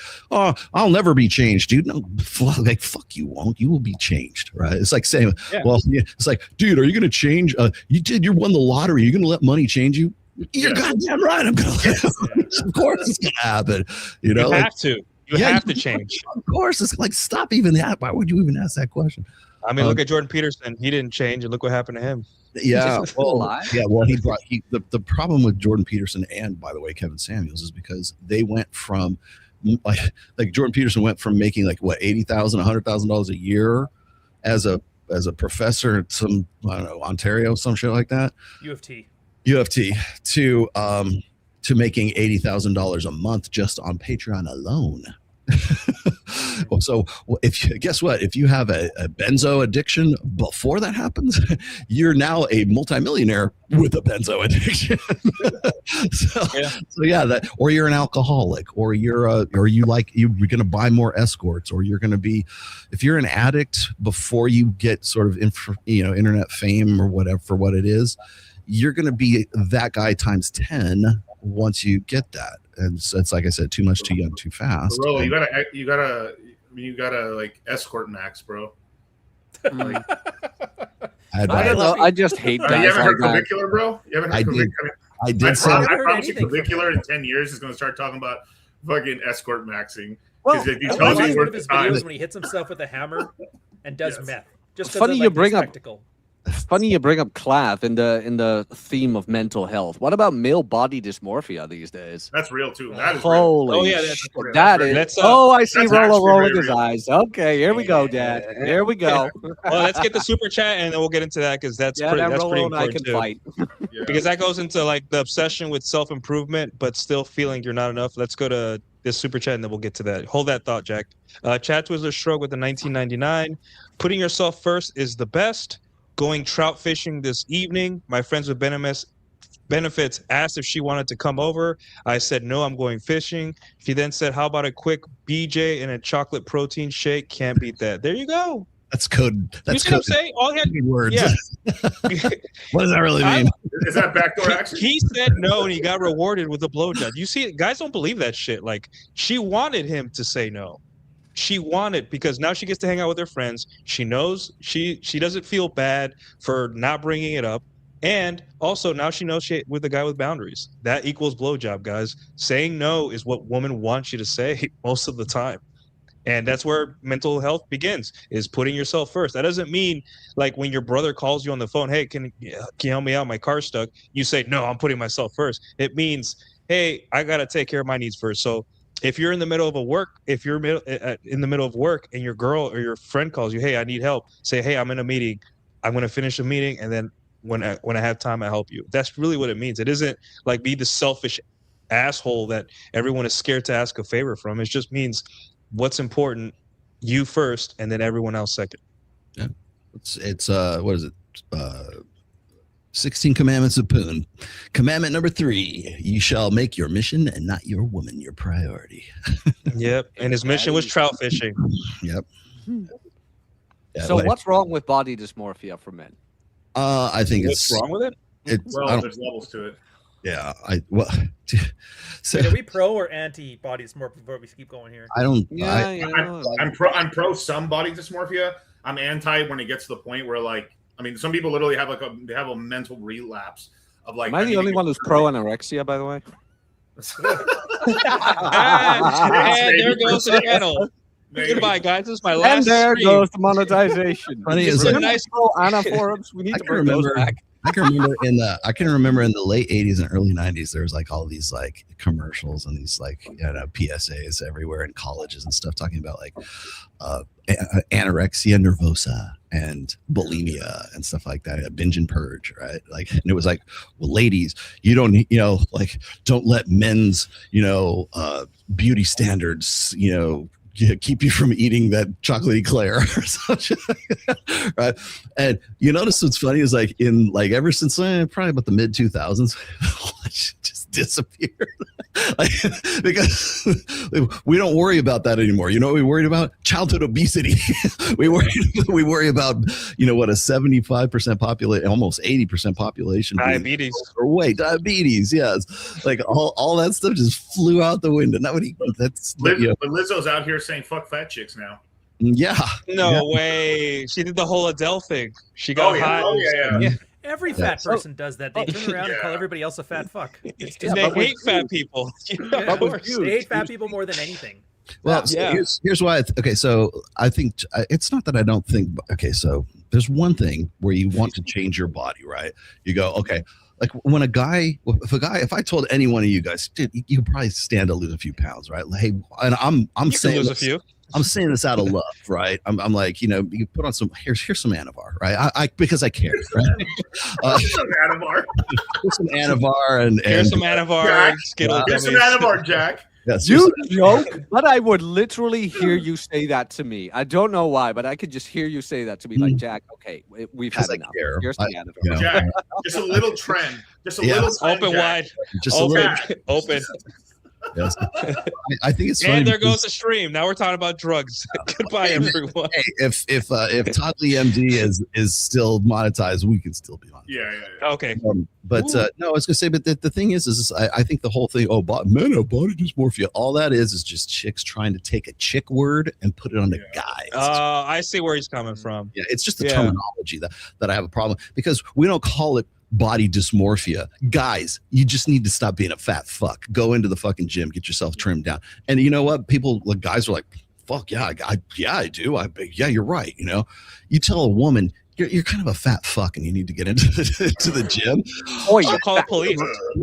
She'll call the police. Yeah. Yes, she'll call. Yeah, exactly. You'll go to jail for telling her that. Right. In the UK, you actually can't go to jail for calling a woman fat. What's funny is, like, you call her fat and go to jail, but you can't like rape her in the street. Here's the funny thing is, if a woman is there goes the stream again. Strike 3. If a woman is too Jack, if a woman is too thin, we say she has body dysmorphia. Right? But if a chick is too fat, we don't say she has body dysmorphia. Yeah, if a guy is too fat and he gets thin, then we say that's body dysmorphia.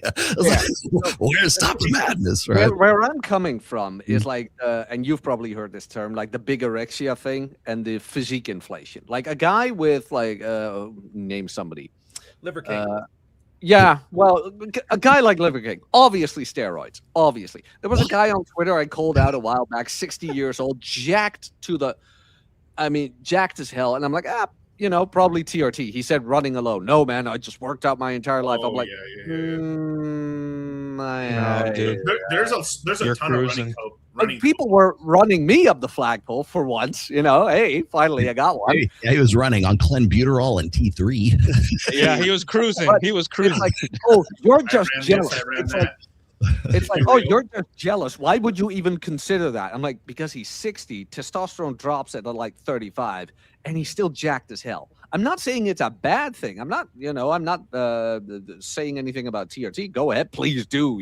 Especially like I'd recommend it at a certain age, but don't come here and be like, oh, I'm fully natural, bro, because you've got. And let's be honest here, everybody's hooked up to social media now. When I worked at the gym, I had fucking 16-year-olds who got their hands on Anavar. Now, no offense here, but I think that shit goes a little bit too far. It's the pills that are really bad for you. What do you call it? The oral? SARMs? Oral. Yeah, that's what the Zoomers were doing for a while. They were the on that too. Fucks up your liver. They were on that. Pro hormones back in the day. Yeah.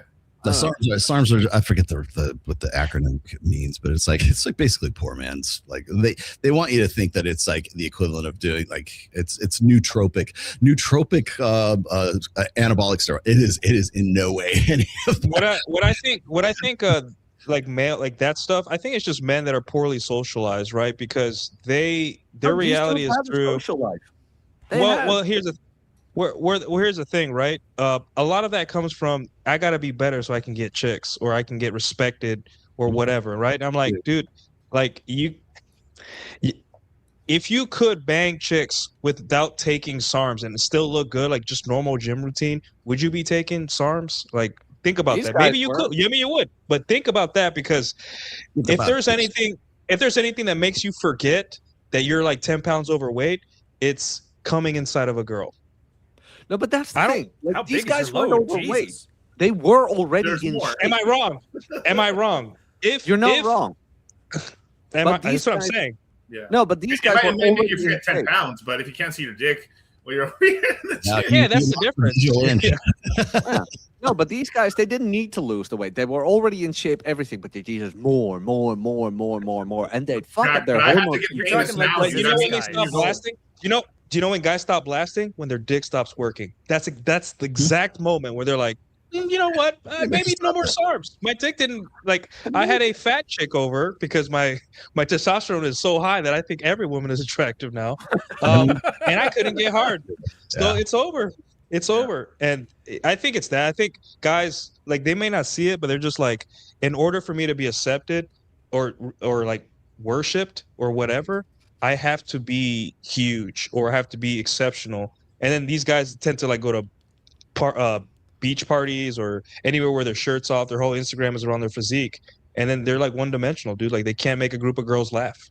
Yeah. Right, and then Rolo, some skinnier guy. Remember, but that's a lot of guys. Jack, you're right. Without steroids. But I kind of agree with Rolo in like how many of these guys are there? Like how big a problem is this?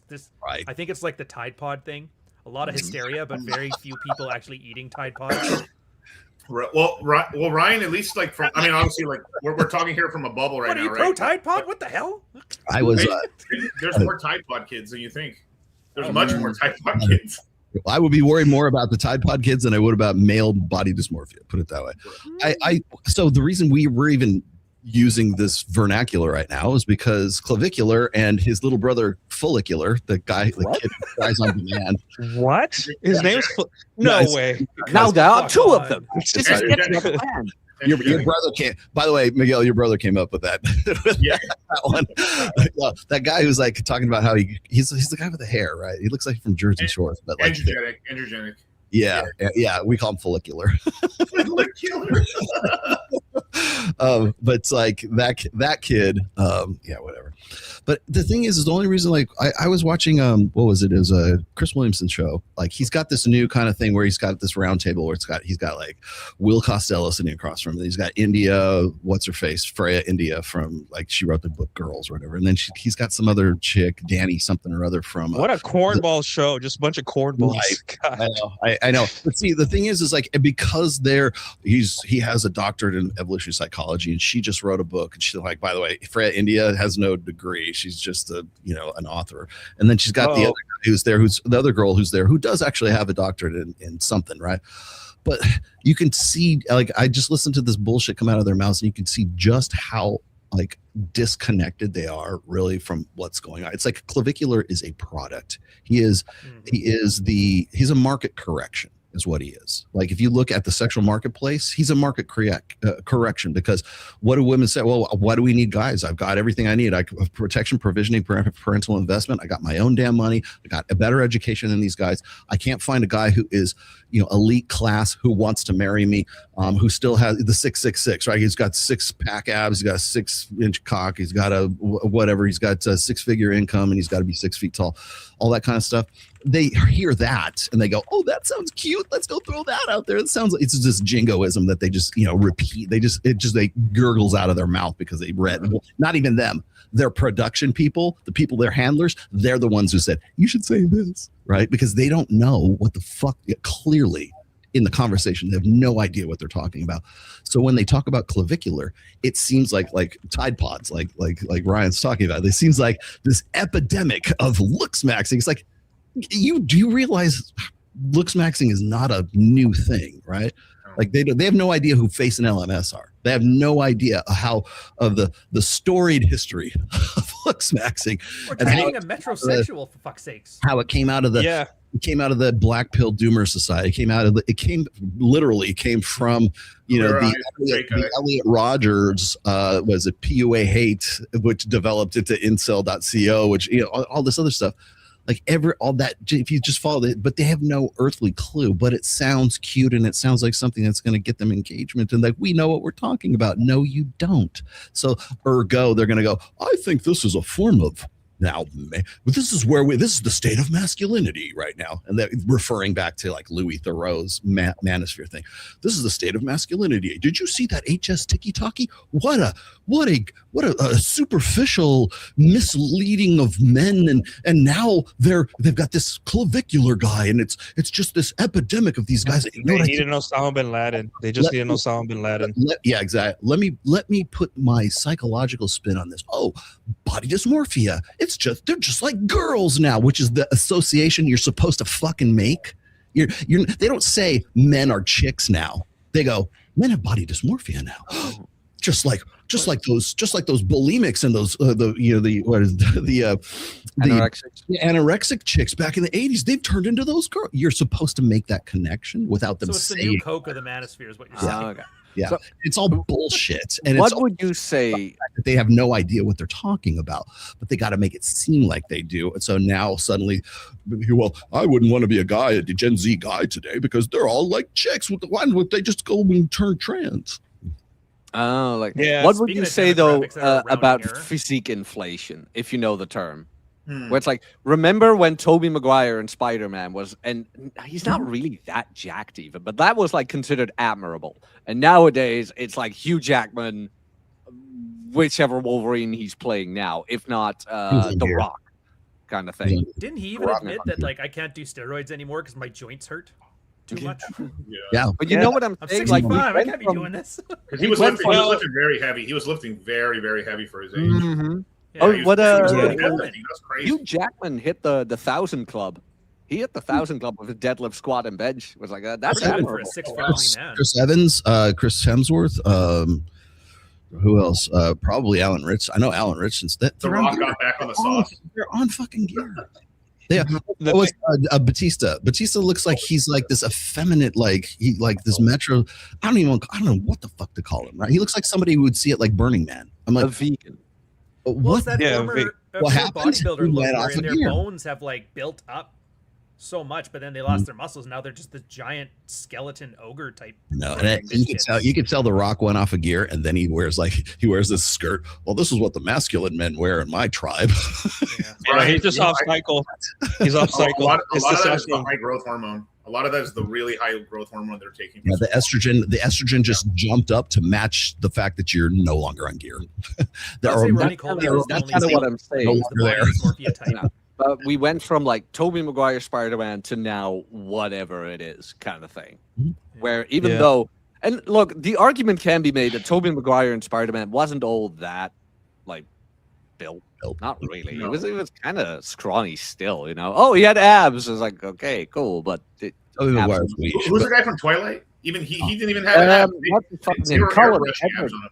Yeah, Edward, they were airbrushing abs on him, and then he was like doing an interview saying like, I was so jealous of my co-stars because they actually had abs. I feel like an asshole for not training. Yeah, Shark Yeah, Boy. Henry- We used to Shark have Boy this was stuff. up. Was it Schwarzenegger and Stallone and all them and Van Damme, they were all on roids too. So, but the problem is they were at least charming and they had better nicknames. Clavicar, like what the fuck? Clavicar. High Okay, toppy, yeah. ticky, Sylvester ticky. I'm not even Stallone- throwing shade, but it's like, come on, get creative. Get some so Doc proud. Savage names going again. Sylvester That's all I'm Stallone saying. in Rocky 3 is peak masculine physique. Fight me. I Rambo think 3, that was Henry the one I Cavill- was like, holy Henry shit. Cavill. Henry Cavill's physique in Superman looked healthy. Maybe he was on roids, but a lot of Dude, the I don't care. bodybuilding community. Rambo 3, that Yeah. back shot when he's all sweaty and everything, and you see the scars on his back. That is I'm with cool. him. The Stallone It's 89. oddly That is specific. just cool. All right, Yeah, let's not what get the too fuck gay. are Let's you? not get too gay, guys. Let's That go is back. odd- We're talking that about is men. We're Specific. supposed to be talking about hoes. No, men. Rambo 3. Rambo 3. Yeah. Have you guys seen Um, that video where like they're showing bodybuilders' ass cheeks and stuff, and and they're showing girls' ass cheeks, and guys can recognize the male ass cheeks more than they do the female cheeks. Yeah. I'll tell you, you know when you're there is when you get the ass divots, like it kind of scoops out of the side there. Oh, yeah. That shit. I- You're I there. wanted That's to the also- feathering. I wanted to also Feathering. bring up the concept of like one of the things that really are affecting guys, whether it's self-imposed or whatever theory people have, is the isolation factor, right? Because we're talking about self-improvement, Mhm. but some guys, they have this term called monk mode, right? Where they think, oh, if I just stop socializing and stop enjoying life and I just do things that suck, even if they sort of move the needle for me, then people will like me more and everyone will be like, oh man, I didn't like it would be like when you enter like the hyperbolic time chamber in Dragon Ball and come out, you're like twice as beefy or something. And understood everyone's that. like, Black Pill holy training shit. montage. yeah, exactly. Eye of the Tiger in the background, and they know they're gonna come out like Super Saiyan. Yeah. And what a lot of guys don't understand is that first off, nothing trains you better to be a competent man than being able to squeeze in a social life and self-improve and be present for people. That shit makes you awesome. But if you don't socialize for like 6 months and you're in the gym Friday night, which maybe you need it, maybe you do need to go to the gym, but your friends forget about you, your parents think you're an asshole now because you didn't call your dad on his birthday. Wow. Whatever it is, like, sorry guys, I know, sorry, I didn't mean to say that, but I don't mean that, but people forget that. Wow. yeah, Damn. there are guys that are just like, my dad is the reason I'm not like a Ubermensch Chad, and it's his fault. So now I have to, like, seriously, guys, make that connection, right? Sure. Like my dad never You can told me say to that eat at 12 steak. It's too, his not fault. at 25. That's what Yeah, and then it's Chick. Yeah, and then here's the thing, like, guys, like the monk mode shit is just depression. You are depressed, dude. You're like you're making a covert contract or a contract in your head where like if I stop doing things I enjoy, if I punish myself enough, Stoic. which is kind of goes, yeah, then I will get better. And I'm like, dude, you gotta hang out with your friends and shoot the shit once in a while. Play card, like do nothing. Just go to your friend's house and have a beer, even for an hour, and fucking talk shit. Paint figs, yeah, whatever. Doesn't have to be productive. And I think that's one of the things that we're seeing now with the looks maxing, whatever, is that everything a guy does because of the economy, because women's supposed standards, right? Remember Lauren Southern, you know? There's some standards. Women's supposed standards. Guys are like, everything I do now has to be productive and has to have a means to an end. So if I'm lifting weights, I have to fuck up my body and my hormones because it's not worth it. Because if I have a good physique, no one will notice me. But if I have an extremely good physique, then maybe Cindy from down the street will call me back, and maybe Joe will like tell me I'm big, I'm huge. So, I can give you guys a good practical example. Parent maxing. I don't know what else to call it, but I see it on Substack now. You can almost tell when somebody gets married and has kids because their entire content changes.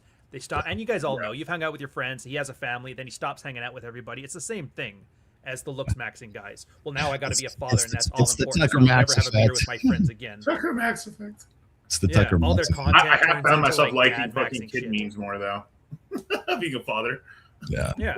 Well, wait a minute, but that's the whole process. The same looks maxers that are doing steroids to get the girl, they settle down, get a wife. Now, being a husband's more important. I don't hang out with my friends anymore. I'm gonna have kids now. Now the kids are my life and my world. Is it any wonder they commit suicide then when their wife takes the kids and leaves to a different state and takes half of his money with them? It's no different than if like steroids all of a sudden became illegal and they're like, oh fuck, I can't get my next fix. You're going to be the same level of depression as that guy.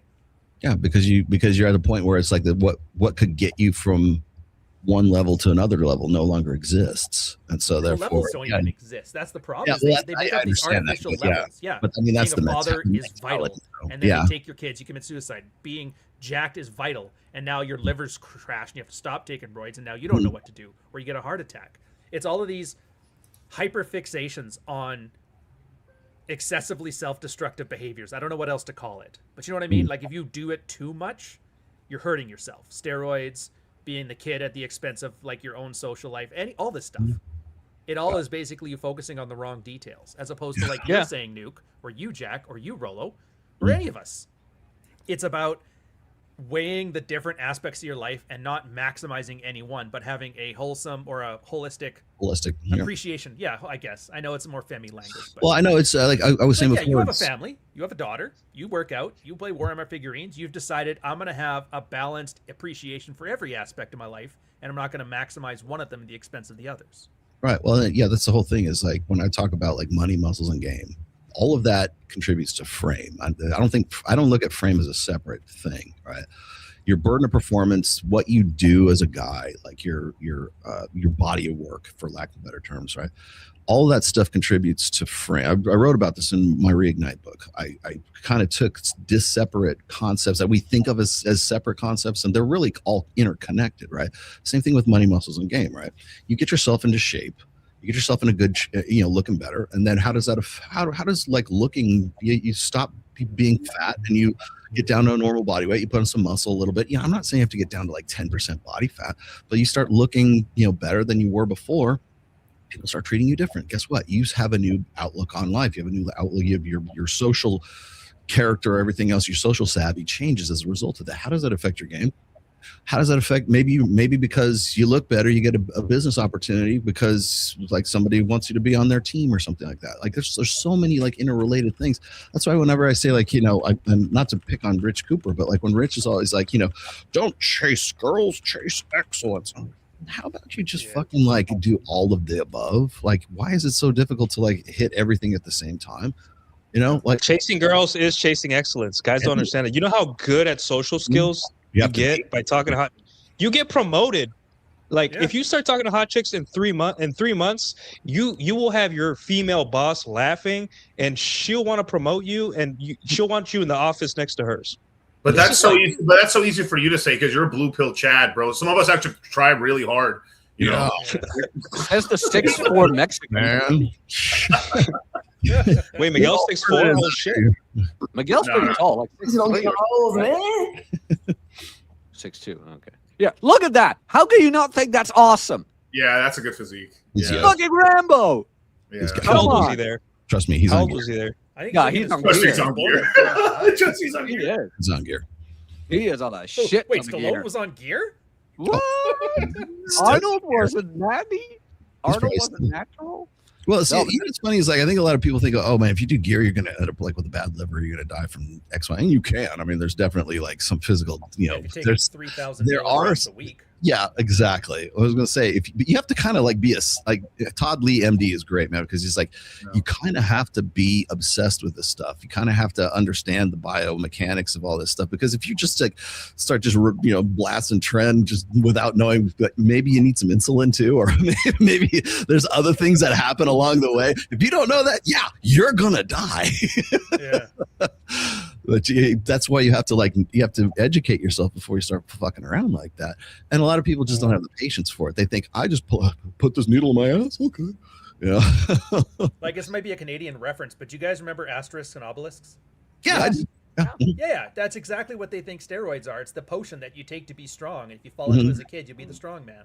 Yeah. It's like, it's not how it works. Yeah. I have friends in the military did that. They did steroids, didn't work out. And then they went off of it, and then they got back acne, and they're like, steroids sucks. It's like, well, what the fuck did you expect? Yeah. Pill. I treat it like an extreme sport. You're gonna have a good instructor. You gotta have good, like you gotta have good equipment. You gotta like know the slow. You gotta study. You know, you gotta fucking put your and then when you finally do all that stuff, your injuries are less and you enjoy it more. It's pretty. The topic of the show being men's mental health, right? I don't think anybody really cares about. The only time we talk about men's mental health is when some bad shit goes down, right? Mm-hmm. Like there's a mass shooter or something, and they got nothing to say when it's like some trans shooter, right? But or a girl. God, or a girl. Well, so if it's like let's see, Nicholas Cruz. If it's like some guy, some guy, then so they go through the process. First, it's gun control. That's number one. We need to limit the guns. Race. Then it's race. Then and usually this white killers, these white kids, right? Or then it goes to masculinity, right? Mm-hmm. Toxic masculinity, and that's usually where it all ends up, right?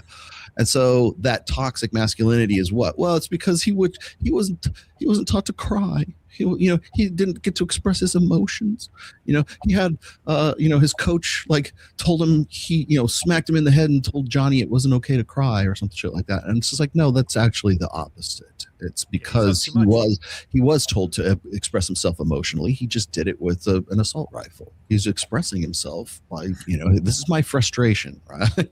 But the problem is that it's I know this was a joke when I said it, right? But like I remember when I first started taking TRT, when I first got on, and I think it was like around the 10-week mark or 12-week mark, and then I'm like the color, as Mike says, the colors in your world change, right? And you start understanding like you want it makes effort feel good, like and not just in the gym, but like going and doing stuff and like getting shit done, yeah.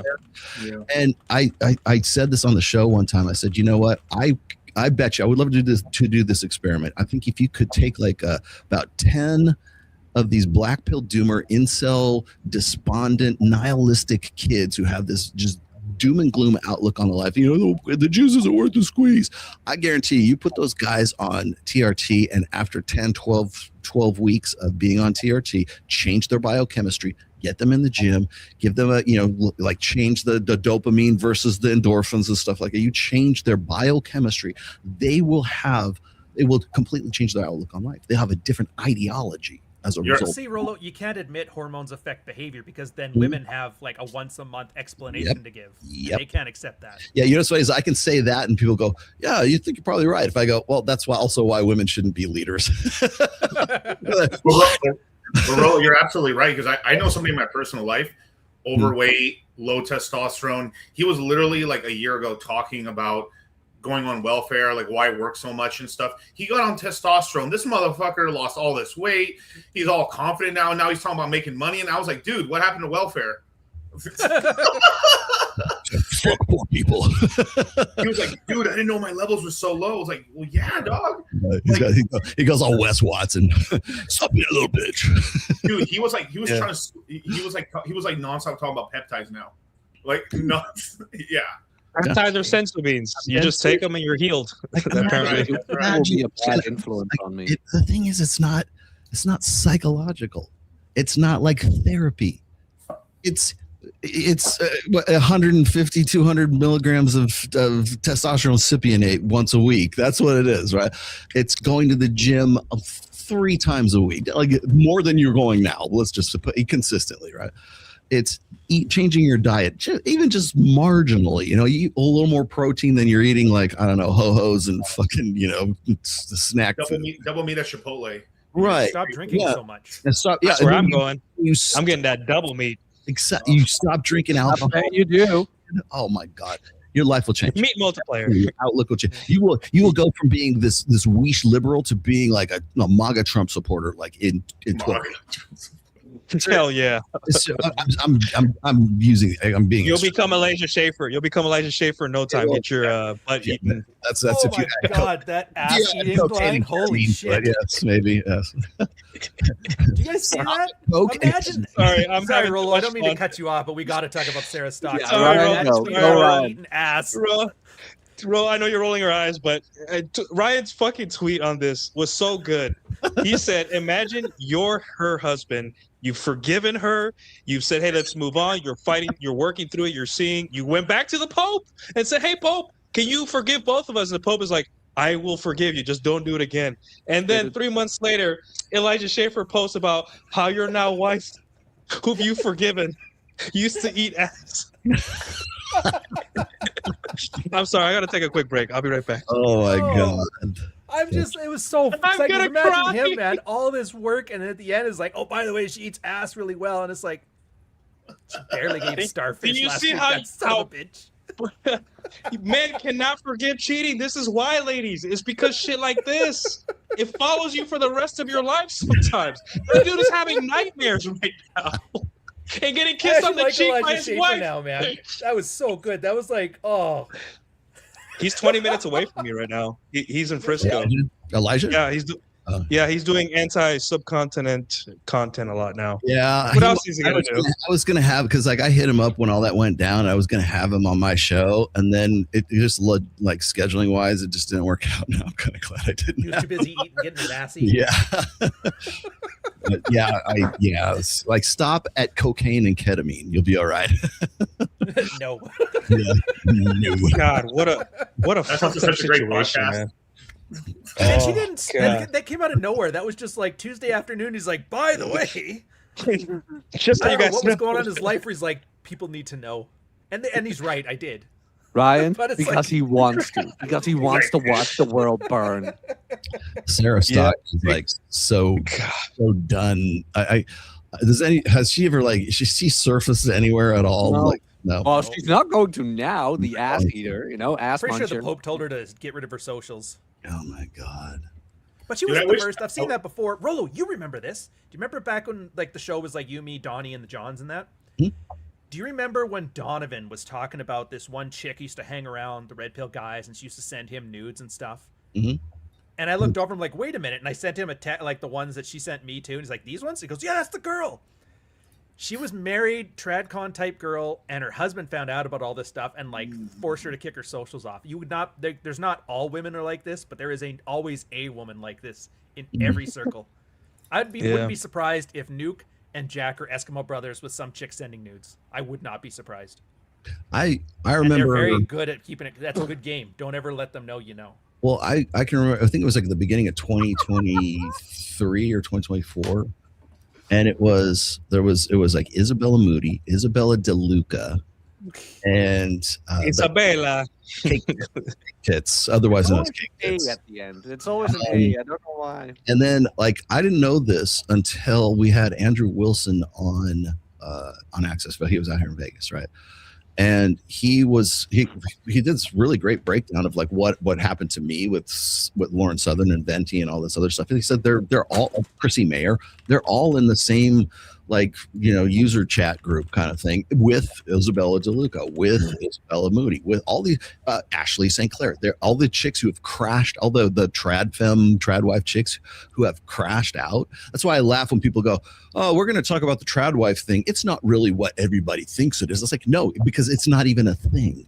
The chicks who started the trad wife movement, Ashley St. Clair fucked Elon Musk, okay? Isabella DeLuca crashed out. Isabella Moody crashed out on Clavicular, of all people. Even Brett Cooper crashed out on fucking Clavicular, right?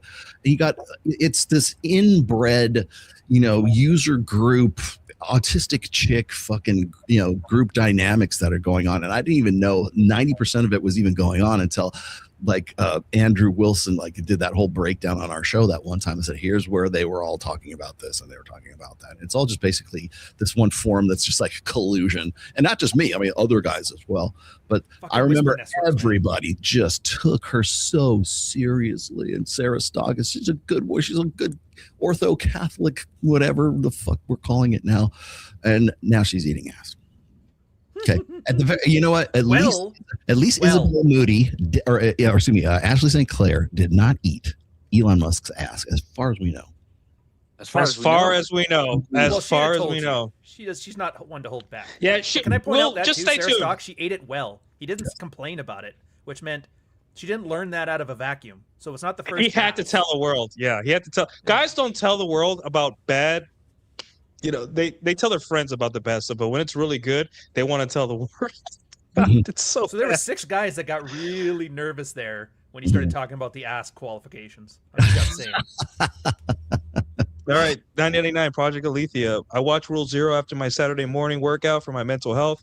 Thank you, gents. Awesome. But anyways, yeah. Perfect stripper. Mental health. Mental health, my friends, very important. I don't know how we got to ass eating, but that's part of mental health. Well, I think guys are probably you want to know let's ask a few basic, easy to observe questions. Why is it that more women are astronaut, an order of magnitude, are prescribed SSRIs than guys? Well, clearly therapy's not working for these guys. So you think that therapy is going to work for guys? Or are we just going to get those numbers up for those guys too? And SSRIs, is that what you wanted to do? Oh, no. Hell no. Now, mind you, in the Netherlands, it's way different. Therapy, I love it when we get this, like chicks on Access Vegas to be like, oh, guys going to therapy are so sexy. They need to get to therapy, blah, blah, blah. They don't even know what it's like, yada, yada, yada. I'm like, well, why is it that women between the ages of whatever, and I'll show the graph, the graph of the lines going up to the moon. Why is it that these women are on SSRIs if therapy is working so good for them?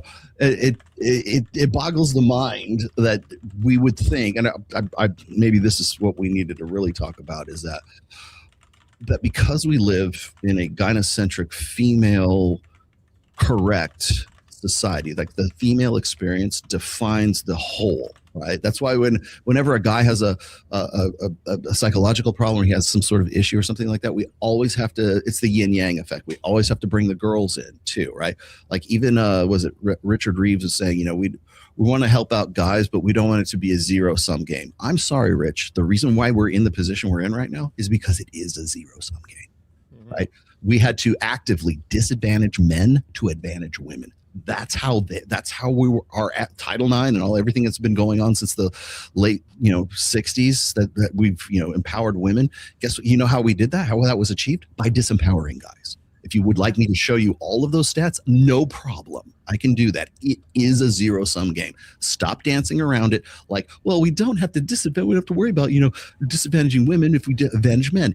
It's not because that's not a noble idea. It's because women won't allow it. Because we live in a fucking gynocentric social order. You won't ever be able to not make it a zero-sum game because women want it to be a zero-sum game. Of course they do. Look how it's worked out for them. They're great. Of course. Sorta. So when you say, well, we need to do these programs to help out guys, I look at Phil Labonte from All That Remains. Hey, that guy did something. He actually initiated legislature. I don't know if it'll get passed, but it was fatherhood and father and sons or something like that. I forget the number of the bill that he got put in, but he's like friends with one of the guys, with a senator, and got it into Congress, and I guess they're debating it right now. He did that. Paul Elam did not do that. Phil, the heavy metal singer from All That Remains, did that. Right? But the thing is that the reason why this is you're never going to have a resolution for men's mental health is because we are stuck on this idea that if that particular style of mental health works for women, it should work for men, because we're stuck in this blank slate idea that everybody's the fucking same. And so we don't have to approach mental health any differently than we would for women. It works for women, and it doesn't even work for women, right? Because of the prescriptions of SSRIs. So if you live in a gynocentric social order where the female experience defines the whole, then if men don't go to therapy, then they're imperfect, they're subhuman. There's something that's wrong with them. They don't cry at the end of Titanic. And so if you don't process emotions the same way that a woman does, you need to go to therapy. You need to go sit on the fainting couch. You need to go and go to the drum circle, right? You need to go in the fucking sensory deprivation tank or whatever the fuck it is, right? You've got to burn some patchouli oil. I don't know what the fuck, but it's whatever's supposed to work for women ought to work for guys, and it doesn't. And you have to approach it from a male specific. Steve Stewart Williams, Dr. Steven Stewart Williams has a great new book out. It's called A Billion Years of Sex Differences. And I'm going to tell you right now, people are trying to tease out the stuff that sounds kind of flattering to female nature at this point. I guarantee you read that book, it will just devastate all this male therapy shit. It will, because you can't approach male therapy and male mental health the same way you approach female mental health, because we are different. Our brains are not wired the fucking same. We do not process emotion the same. And if I say that, I'm a misogynist, right? If I say that, then it destroys the female identity. It challenges the female correct unitary way we look at things right now. If you look at there's that graph right now that shows the difference in political divide between like women are just going off the chart. Women are like level. Plus 30 on the liberal side, and men have just relatively remained the same. But we say that men, like, it's because of the manosphere and Rollo Tomassi and Myron Gaines and Andrew Tate, they've radicalized men. No, they haven't. You've been radicalized.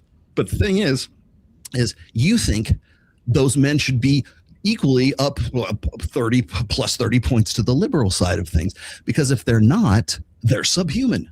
They're not normal, because the normal thing is to be female. And so what's the normal thing? 30 points to the liberal side. And if men aren't there along with them, then they're aberrant. There's something very wrong with them. They must be radicalized. In fact, it's women who become radicalized, but we don't see that because we live in a social order that makes the female experience the correct experience. So the correct thing is to be 30 points skewed to the left.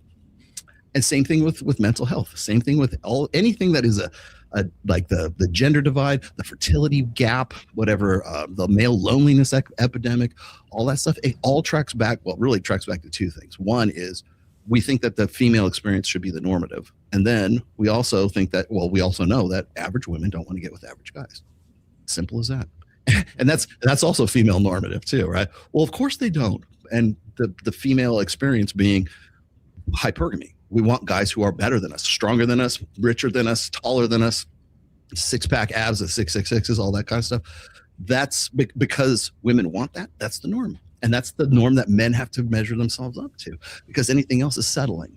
Anything else, you're telling me I should lower my standards? No, I'm not telling you that at all. I'm telling you, you're going to be lonely with cats is what you're going to lower their own. Royce had it right, though, man. It's a house of cards. What do you call it? The 427-point bullet list? Right. It's like Nuke and Jack were saying earlier. When standards crumble, yes. you see the kind of girls these hot chicks get with. So it's all, that's the problem, is it's all talk. It's all chest puffery. It's all bluster. It is. And everybody takes it seriously, because you have to take women seriously and listen and trust it. Because that's how guys talk. When we talk, we're sharing information. When girls talk, they're jockeying for status. They don't care if it's true. They just care if it's useful. Yeah, and like about a month of dating, you learn that. That's the thing that messes with me so much. It's because these guys will build podcasts around what women say, not what they do, what women say. A woman once on the, and no, nothing against Brian, but there was this girl, and this is where I knew I'm checked out of this fucking shit. This girl on whatever podcast said she was banging like 3 dudes a day, 5 dudes a day or something. And I'm like, guys are believing that, right? Like she had the logistical skill to pencil in like a calendar where Women she would don't even have. know what they want to eat. They can't even plan a date, coffee date with their girlfriends, and you're thinking she's cycling 5 dudes. Like, you know the gynecologist bill that you have to pay just for banging 5 dudes a month? Women have to pay gynecologist bills because their pussy leaks after like 30 days of banging lots of dudes, right? So it's like guys are believing that. I'm like, guys, for the love of God, just spend a month of approaching, just hang out around women. Earn their trust. Fuck some of them. I don't know. Do something. But realize that a lot of the whole looks maxing and the whole thing you're doing is because you believe women at face value. When women say, I want a tall Chad, right? They don't know what that means. Go up to a woman and say, show me 6 feet. Unless she's 6 feet herself or close, she'll be like this, like, oh, it's this. And ask her, show me 6 inches. And she'll be like, it's this. And then you'll say, park this car. And she'll be like, is it good enough? And one of the wheels will be on the curve. Like, how much? How long can we do this for? Line about that. They don't know what 6 feet is. Look at these tires on the curb. Yeah, look at a woman's rims. They're all scratched up because they don't have any. They don't know. Ask a woman what money is, and they'll be like, I can afford this apartment. And then they're on credit for half the year because they don't know how to budget. And here are men begging girls, please like me for my $85K a year job. I'm like, stop it. They don't know the difference. What they do know is that you have other bitches. That's the only thing, mostly what they have. So work on pre-selection, and yes, keep on working for the other stuff. Use the money wisely for like logistics. Like maybe instead of going to a dive bar, go to a bar with like nicer, better bartenders. I don't know. Or instead of living in a ghetto, live in a nicer part of town where there's young white blonde women walking expensive dogs. It helps you. But come on, guys, for the love of God, stop taking women at face value. It's killing you. It's killing you. Was it? It's a Royce, this is a Royce Maxim number 39. A woman's standards are like a house of cards. Kick out one from the bottom, and the whole edifice crashes down. There was a whole book written about this. I got this whole Dataclysm. Yeah, Dataclysm was written about like superficial pre-selection, where girls would say, "Oh, I want a guy that's this, and that," and then they would respond to guys with like that are tatted and assholes and looked broke and just weirdos. And there's a whole book written about that. It's called Dataclysm. Read it. Girls don't really care that much. Well, I mean, so the funny thing, I'll read this really quick. This one chick was talking about like what she wants in a guy, and she says, "I need a worldly, well-traveled dude. He must have been someplace besides Europe. Athletic, football or lacrosse player at Division I school preferred. He's got to be spontaneous. He's got to be generous. Must have done volunteer work at some point. He's got to be cute, but with a rugged edge, a cross between Orlando Bloom and Christian Bale. Good conversationalist, can speak intelligently on a number of topics, but especially film history. Stylish, not a J. Crew guy, but more like a Banana Republic guy. Muscular, but not too beefy. Deltoids must be developed to bulging perfection. Tall, but not more than 8 inches taller than her. A connoisseur of fine wine and shuns video games." That was it. But then, but the guy that she gets with is a full-time bartender, a local who has never left the country. Yes, he admitted this. Dressed in jeans and a button-down, a couple of inches taller than her, average male height. A state school grad. He has tattoos. A very chill, amiable guy. You could see yourself having a beer with him. Not particularly built, but not fat either. Better than average looking, but certainly no Christian Bale. Social savvy, but not an intellectual. He's very confident and a big video game player. So I wanted this is such a good fucking article, but I kind of refer back to one of these studies that Mack and Murphy actually did about stated preferences versus actualized preferences. And so a lot of like the number one stated preference that, well, both men and women have, but that women have is loyalty. They want a guy who's loyal. That's what they say, right? But in actuality, the guy has to be good in bed. Like that's the actualized preference. The stated preference is loyalty. The actualized preference, he's got to fuck me good. He's got to lay down the good dick. That's essentially the number one most thing, because that's what they get. That's why I laugh when these people say, well, what was it? Scott Galloway would be like, you know, they've done these studies. Research says, studies say, research says, you know, suggests. They never tell you what the fuck it is, right? But they say that women are interested in guys who are kind and intelligent and humorous. No, Scott, that stated preferences, maybe those don't even bump the needle on the stated preferences, but they want a guy who lays down the good dick. That's the number one, like most actualized. The reason why they stay with the guy is because he's a good lover. That's why. Simple as that. But you don't get to go on Oprah and say that. You don't get to go on Steve Bartlett's show and say that. Right? That'll be the first thing out of my mouth if I was to go on Chris Williams. I'm like, yeah, let's look at Mac and Murphy's stated preferences versus actualized preferences. Dr. Phil's face though, when you said men are superfluous, oh, that was so good. I'm not gonna lie, that was really good. That was hilarious. I was laughing so hard. I know, it's funny. It's like now I can tell the story about that. Like when that show was over, I did not get to go take pictures or shake hands with Dr. Phil. They rushed me off that fucking stage. Dude. Get him out of here! Get him out of here! Literally took me and that kid Ben, and then oddly enough, they took you to the ranch. The girl that they took me to the train station. Now that train only goes one direction. Get him out of here! Get him out of here! What's funny is that so they rushed me off, but the girl who asked me the question about was it the gender pay gap thing? It was me, her, and Ben. And I don't know why they brought her out there, but they pushed us out, and we were like literally in this alley. Like they got us out of the studio, and they got us in this. They just isolated us, and we're waiting out there for a long ass time, like a half an hour, 45 minutes, and then they come back and they get us, and they were just going to rush me, like put me in the van and get me to LAX, right? And I go, I still got to, because I have my luggage is still in the green room. I got to go get my shit, right? I'm like, okay. And then they had an escort to take me up to get the thing, and I was like, can I at least talk to the producer? Who like, she was actually kind of cool. I said, I just want to say bye. Like, how did it go, kind of thing. No. But she ended up texting me later on. But like the thing is like they got me. I had to get my luggage and everything because I stayed the night at one of these hotels.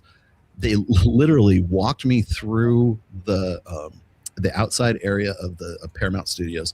They had a waiting van, and they like put me in, slid the thing, and they took off. And like all I was missing was like the hood over my head, you know, to get me going. And I was like, I had no idea. Like what I must have really fucking wrestled some jimmies because I did not know what was going on. It turns out later, of course, like I think if you look at the playback, like Dr. Phil, I think I put him on the spot. They thought that they were getting a dumbass. They thought that they were getting somebody who was like frothing at the mouth kind of thing, and they didn't get a guy. They thought I was going to be a proxy for Andrew Tate because they really wanted Andrew Tate. Right? They wanted him. Andrew Tate would have fucking tore him apart worse than I did, but they really wanted that guy. And then Imran Ahmed, the guy who was like across from me in the debate stuff, that guy got deported from the fucking country because because he's been like fucking around with the U.S. AIDS money and everything. No, the story just gets better every time you tell it. There's just better details as time goes on. I didn't know who the dude was because he is the director of the Center for Combating Online Hate or something like that in the UK. I'm like, what the fuck are you doing here in the US? Apparently he was like part of the Biden administration. He was invited here for some fucked up reason, and the Trump administration essentially got ICE to send his ass back to fucking to the UK. Yeah. Did he also quit TV after your show? Yes. A funny thing is, Dr. Phil, and don't take credit. It was literally the week after because there was two shows, right? The first show aired in February. The week after it aired, he announced his retirement, which was really not a retirement. It was the network basically canceled his show, more or less. Oprah's done with his shit. Yeah, they were done. And so then, of course, everybody goes, well, Rollo ended Dr. Phil. And I'm like, yeah, I did. I'll take that. No problem. Phil Killer, I love it. I honestly think I'm rolling with it. I don't care if it's true or not. I'm rolling with it. I'll take that. I'll take that scalp. No problem. You want to hand me a scalp? No problem. I'll be happy to take that from you. That was unbelievable. Yeah, I mean, it's like we still joke about the superfluous thing, but they're not joking anymore because that's pretty much what. Hell, you go and you look at like Call Her Daddy. And you look at the chicks that are on Call Her Daddy. They're essentially saying that men are superfluous. What do we need them for? To fuck them. Well, that's what I've been saying for forever. It's like if you have the beta buck side of the hypergamous the dual mating strategy taken care of, what's left? Fucking want. That's why I said. So here we come full circle. That's why I said clavicular is a market correction. That's all. Oh, women want good-looking guys because we can't give them long-term security benefits. We can't give them, provisioning, protection, or parental investment because they got that handled. Well, what else is there? Facial smashing. Look good. It's turn into a peacock. He's a market correction, and nobody wants to call it out for what it is. He's just doing it's deductive male problem solving. How do I get laid? Oh, I gotta look better. Okay, I'll look better. Yeah, I gave a girl flowers, didn't work. I took her to dinner, didn't work. I smashed my face, and look at this guy. It works for him. Yeah. I broke my legs and re-healed them, and I got an extra inch. Hey, that worked. Got my dick. Yeah, I broke my knees and grew extra 3 inches. Yeah, I cut down to 10% body fat, and I put on muscle mass, and you can see visible serrates. I took their passport and left them in my compound. Exactly. I made content, and then I let other people bang my wife, and then I became a predator, and that worked. So I'm gonna do the same thing. Do some more. I'll do it again. I get some pigler. Yeah. Wow. Honestly, how many guys start podcasts just to get laid?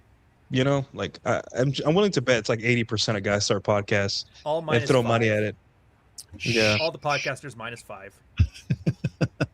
It's the thing is, it's kind of obvious. Like there's this comedian that I like, right? He's funny. I've seen him stand up, and then he starts a podcast, and now he does he only interviews porn stars. And I'm like, I know what type of man you are. Like, like I like when rock stars live the rock star life. Well, now just being thrown in my face. Like I know that Eddie Murphy was getting laid a lot, but I didn't want a show about Eddie Murphy trying to get laid. See the problem? That's the difference. Like Eddie, don't just get pussy. Don't make it like it's like sitting down and a guy saying watch this and then goes to a group of girls and what I'm saying, like I don't care. Well, just if you have want to fun. Marry a porn star, just like run a church for a while. That's the way you used sooner to or later they'll show up. Yeah, Jenna Presley. Yeah, yeah, just be a youth. There's like 8 of them. What was that new guy, the one who did that? He started explaining in great detail how his wife used to be a degenerate whore, but now she's good, and you could sign up for his Instagram course or whatever.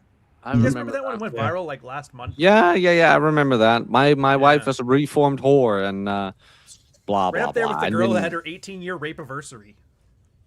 That one was also like, what is it with rape these days, man? It was so cynical and jaded. I loved it. 18 years now, I've been thinking about this man, going on a walk every day. By the way, my book's coming out. Like, what the fuck?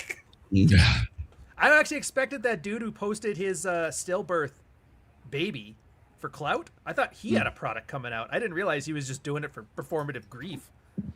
People are fucked, man. People are fucked. Would you they need mental health. Like the whole collab thing is coming full circle. I'm so proud of my followers too, because there's this thing showing like how this is Graph, or I don't know, because everybody's obsessed with collab, right? So they're following his analytics and they're just watching the fall off in like views and engagement. And then also he just he lost his club. Like he was supposed to be like a co-owner of some club. They booted him out. He's no longer a co-owner of the club or anything like that. And so I just posted 14:59. You guys know what that means, right? Yeah, 15 minutes of fame, man. My followers understood got that reference. I was actually impressed. Yeah, I said, yeah, your time's almost up. You're 1 second away from your time being up. And it's true. I mean, because that's the whole thing. You know what the thing that gets here? So here's the thing that gets me is you'll get Chris Williamson, who I mean, arguably is an A-list podcaster, right? He's got a big fucking show. Maybe he's not Rogan, but he's damn near close to Rogan, right? And he goes on there and he talks with Will Costello and Freya India and the rest of these, and they're just chatting up and talking about how clavicular is a sign of the times, and it's men who want to, they're all being feminized, and this is part of the manosphere. And then, guess what? A week later, his numbers crash. He loses his support from Kick. He loses his club, 14:59, right? 1 second later, he's gone. But you know what's not gone? That fucking show with Chris Williamson and the rest of those guys who built that shit up to be this epic level. Oh my God, we got to do something about this. You know, I can't believe this is the trending thing. And you know what? The next week there'll be some other kid or some other ignorant fuck that they have no idea what they're talking about, and that will be the next thing. It's what's known as data laundering. Like if you have if you have bad research, bad data, but it sounds truthy. And it sounds like, it's an epidemic, like it's endemic of what's going on in society. It's bro culture, it's grape culture, it's this culture, it's that culture. It sounds like it's this uncontrollable thing, right? And you do you do incels, right? You do some research on incels and you say the incels did this and this and this and this. It's all bad data. It's all horseshit. But you know what? You take that horseshit and you put it on Steve Bartlett or on Chris Williamson. You've taken that horseshit data and you've laundered it through an A-lister. And you know what? It's gospel. Everybody thinks it's true until they do a documentary on it and suddenly discover it's all horseshit. Or they go and do one simple Perplexity or Grok, query, and they realize it's all horseshit. But you didn't. But the people who saw that, they thought it was for real. Like when you post some like really salacious story or some really bad junk science or something like that, and you go, oh, wait, we have to post a retraction. We made a mistake. Sorry, guys. It really wasn't these. It was this, right? The initial tweet goes viral. It's 20 million people view it. The retraction, 10,000 maybe. And that's what sets the impression of what's really going on. It's all just lies. All right. Comfortable lies that sell. Yeah, that's why we think there's a male epidemic of loneliness or a male epidemic of mental health this, or that's why we think they're like look at the numbers, look at the stats. Like, how are they basing this? I remember there was a study, it was 2018, 2019, Ryan, and it was out of the Bostonian, or it was a Boston magazine, whatever the fuck it was, and that was the first time I heard about the male loneliness crisis, right? And they said something like, was it 15% of men don't have a close male friend that they can talk to in a time of need. I'm like, that means that 85% do. Okay. That's pretty good. Yeah. But they're also, the thing is the expectation was that those men would have friends that they could talk to at, over a big fat cup of coffee at the Central Perk, and we're gonna, sit down with our fucking, our jammies and our fucking throat, and we're gonna have a good heart-to-heart talk. That's a chick friends, right? Yeah. How that happens. Men don't do friends like women do friends. But if we're all supposed to be the same, it seems like there's this fucking male loneliness epidemic. There's not. It's not that. It's like that. It's like that joke. It's like that joke where like your wife or girlfriend, you come back from meeting an old friend you haven't seen like maybe in years, or you haven't seen in a while, and your wife asks you, so did you ask him about him having a baby? Oh no, we just talked about other stuff. Did you ask him about how his wife was doing? Oh no, we just talked about other stuff. Did you ask him how it was buying the new house? Oh no, we didn't talk about that. I didn't even know he had a kid. I didn't know he got married. I think he got married last month, but whatever. Anyways, we hung out. It was a great time. It's funny. Yeah. It's like when Miguel's son was born and all that shit was going down, like I'll be talking with Miguel, and then I go, oh, Miguel, they just had a kid, right? My wife's like, what's his name? Like, I didn't know. Miguel had a kid. I don't know. We hung out. It was awesome, though. We got to hang out. It was pretty awesome. Is it important? Yeah. So women will take that and be like, "Oh, men are so lonely. They don't even know that they don't even share their intimate life details." And I'm like, because that's just not who we are, and it's a joke. And the thing is, and a lot of truth is hidden in these jokes. It's just like, hey, I can go inside and work on something for a month. I'll feel a little bit lonely, but I can get it done, and I won't feel it. I won't feel lonely. I would just say to myself, all right, project's done. I'm going to go hang out with my friends for a week, or I'm going to go see my parents, or I'm going to do something. But girls see a guy grinding away in his house or focused on a project and maybe being a little bit distracted from socializing, and they'll be like, oh, that guy, something's off with him. Like he must be depressed. And I'm like, I'm not depressed. I'm just, I'm busy. Yeah. I can talk to Miguel. Like we have a conversation, like he'll call me up and we just talk for a little bit, right? And my wife, of course, she's in the room. She's listening like a nosy you know, and and then so he and I would be talking and stuff like yeah, okay, cool, okay, talk to you later, bye. That's it, the end of the thing. And she'd be like, what's wrong? Are you guys still cool? Like, what are you fucking talking about? But because of the abruptness of like just saying, you know, because what's funny is we'll call and we'll pick up the conversation like immediately, like well, we know. But that's just how we communicate. That's how guys communicate, right? But my wife thinks there's something wrong. like, oh my God, are you okay? Is something wrong with his family or something? Like, no, everything's fine. Like, why would you? Well, it seemed like it was very abrupt when you hung up with him. Like, I do the same thing with Aaron Clary. Yeah. Explain it to me in 5 words or less. Yeah. Because men don't communicate like women do. That's why. Right. Well, yeah, we can. Yeah. Well, same thing. Christmas. Called my buddy called me. Haven't talked to him in 7 years. Didn't skip a beat from the last conversation. It's just. Literally, Yeah. I don't even know how. It's a to military explain guy, it. right? Yeah. Military of course. buddy. Yeah. Yeah, military buddy. They can show up after 10 years to your front doorstep. You be like, hey, what's up, dude? Ass Yeah, come on white. in. You want to come in? Yeah, that's it. Yeah. It's I wish I awesome. could explain I mean, it. being wish a man there was is some awesome. Study on that. That'd be nice, as opposed to these stupid Yeah. incel studies. Yeah. I mean, guys got to understand being a man is pretty awesome. Like, I know that we have the whole burden of performance thing that we got to like, you know, work a little bit. But honestly, when you see a girl crashing out over something stupid and you're just like, that's kind of awesome, right? Like, that's why they say there's a male loneliness epidemic, is because we're not neurotic like them. That's really like, what do we, as a man, what do you have to work? Like right now, the whole Rolo just mentioned 85 or 15% of men are lonely, 85% are not. That's good. But remember, 1,000 years ago, 15% of men lived through battle, you know, or didn't die from the bubonic plague. Now, you know what we have to worry about? Forgetting to call our friends and feeling a little bit lonely for like 10 years and Jack's balloons on the screen. Yeah. You know? Happy birthday. You That's know, what we you do certain hand signals. I forget that. Like, life can't be that bad. I have, you know, and the thing is too, I tell younger guys, like, you cannot have what a guy in his late 30s has right now. It takes a little work. The problem is that you see these streams with these kids that are pretending to have a lifestyle that you can't, like, that you think you're entitled to. And I'm like, no, dude, you have to get your ball stomped, proverbially, of course, a couple times in your 20s. You got to get told that you ain't shit a couple times. But you know what? When I hit 31, it was like the world started flipping. Like, people started calling me for advice. The girl started following up with me.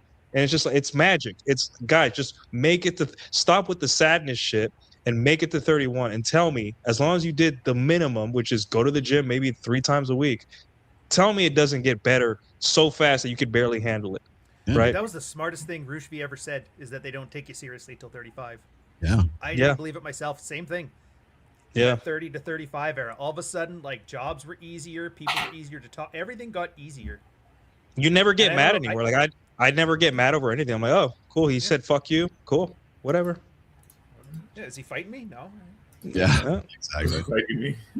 You want to wrap up? And that's the big part of this when they talk about, like, you always talk about men and women being better together and what do you bring to the table, all that shit. Mm-hmm. The one thing I'm surprised that nobody notices is that the thing that men bring to the table, yeah, we don't bring provision and that anymore. We bring hot body, sure, that lasts a while. But just the fact that you're a neurotic mess of a woman and you got a guy who's just an anchor to hold on to. It's like, oh, I was so stressed and you were just non-reactive and it was comforting. And so I stopped acting like a neurotic mess. Whereas if she was a lesbian or if she was single, well, time to start taking pills and drinking wine. Like, we're there so you don't become neurotic, alcoholic, SSRI, pill popping madness machine. Self-destruction, yeah. Like, I guarantee if you put that whole, what's the chart you had about the liberal woman going crazy thing and the marriage rates, I bet you anything, you flip those charts, they're identical. I would not be surprised. Yeah, Just I know having no one a has man around is a pacifying force for women. Yeah, sounds like you need to go to AI and do some data Please, stuff. Brock. Yeah, but anyways, guys, I think we've said everything. I mean, probably haven't said everything, but we've said what's important. And really, I think that the moral of the show is you're not a woman. You don't talk like a woman. You don't have the hormonal profile of a woman, and that's why. But they keep telling you to act like one, and that's what's making you depressed, right? Yeah. Like, that's really where the men's mental health issue is you're not acting women enough. And really, guys, like, that's where it starts. Really, it's just, what is a man? remember, Matt Walsh never did a documentary on what is a man. He did it on what is a woman. Because no one knows what a man's supposed to be. Not even if Matt Walsh did a documentary on what is a man, it would just be like, hey, what is a Matt Walsh? Because that's what he thinks manhood is. It's just like cigars and beards and dour attitudes. Yeah. Hold a cigar like a pansy. Have you seen Michael Knowles holding a cigar? It's like I'm a new cigar smoker and I don't hold it like that, you know. But anyways, let's go around the horn and give our final thoughts and let's get out of here. Let's do some mental health stuff. Mental health stuff, yeah, that's what Who's first? Let's start with Miguel. Oh, we'll start with Jack. Sure. Yeah. My channel's in the chat. Everything's over there. Final thoughts. It's kind of like, right, where society as a whole wants to approach you like a woman. You're not. Rolo's right when he says most of men's behavior will improve when doing things. Like I mentioned, I do think talk therapy has its time and place, but at the end of the day, improvement from our side comes from doing things, from doing the improvements. And that's kind of it. Yep. All right. Awesome. Prolo? Okay. I mean, good show, guys. I'm glad I came. Men's mental health, and I was crying laughing. You see how that works, guys? Well, it's so much better than that stupid meme we're probably going to talk about for ages now. Testicular cancer meetings, you know. The obsession meme, that chick. Here's how your looks when. Make him look like you was. Those are great, though. Those are great. Manna from heaven. That's like meme manna. I'll be on tomorrow from 1 p.m. Pacific, 4 p.m. Eastern. Gosh, what do I got coming up? I don't know exactly what my topic's going to be just yet. I'm going to definitely talk about that. But I kind of want to get into some like more esoteric stuff, or maybe some like old school stuff, like some nuts and bolts. Again, get back to it. I kind of want to talk about leadership a little bit. I've got a really great article on Substack that's just not getting any fucking traction. So but I think it's an important topic. So I'm probably going to get into it on my show. Maybe Ryan wants to join me tomorrow via remote. Finally. But anyway, so I'll be tomorrow. Access Vegas. We got Access Vegas coming up. Oh, God, do I have a treat for you? We did the Australian ABC Australia on the last show and actually went off pretty well. I'm cautiously optimistic. I'm probably going to eat my words on there, but I'm cautiously optimistic. I got another call from some British company, some other British people who are wanting to do do another documentary, and they wanted to talk to me and my wife, and I'm like, no. That's bait, like that meme. That's bait. Yes, I'm good, thanks. I was supposed to go. I was asked by I don't know if you guys know who Rich Summers is. Maybe Miguel knows who Rich Summers is. He's a podcast guy out of San Diego, and I might go on his show at some point. But other than that, we have Access Vegas coming up on Wednesday. And as I said, here's the treat. Maybe I'll say this tomorrow too, but I have to go in about an hour, maybe 90 minutes early on Wednesday because I'm going to be interviewed by Puma Swede. Puma Swede she is like a porn star royalty. She is probably pushing 60, I think. I'm not going to act like I don't know who she is, but I don't know who she is. Puma Swede. I do know who she is. Yes. So, and she was on the show once before, and she took a liking to me, and so she also has a podcast on OnlyFans TV, OFTV. Is there such a thing? I think there is OFTV. They're trying to be some. Jeez. I don't think who's the audience for that. Jesus Christ! I mean, there's not going to be anything going on, but like I guess it's like supposed to. I know who's the audience, right? But so anyway, she wants to interview me for that, so I'm going to go do that for about an hour or so beforehand. I will let you know how that goes.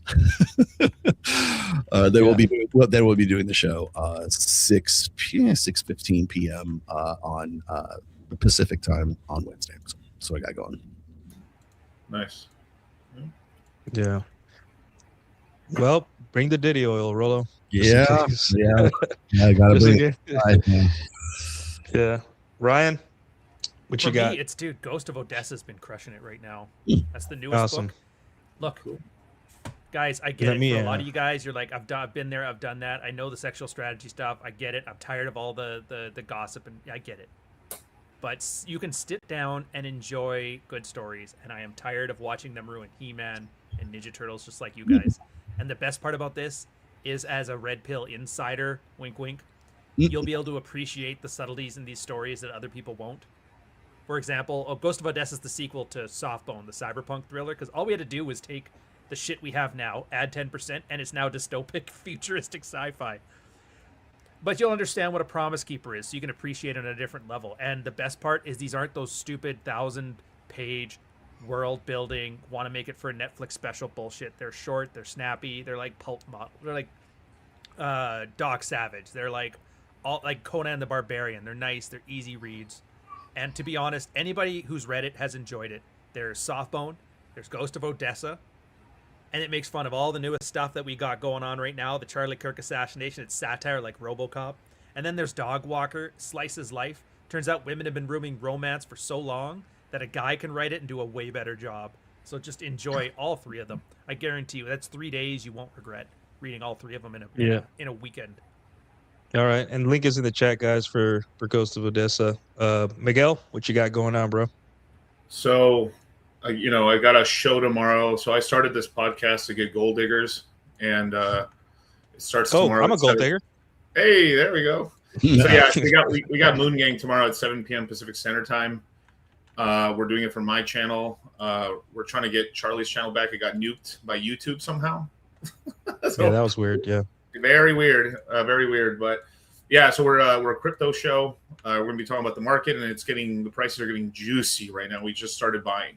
So we haven't been buying for most of the year, and now we're starting to go into the pockets. Now it's time to buy. So boom, pay attention if you want to make some money.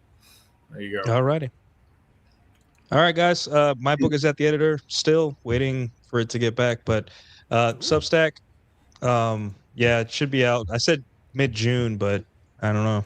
We'll see. I'll message her today.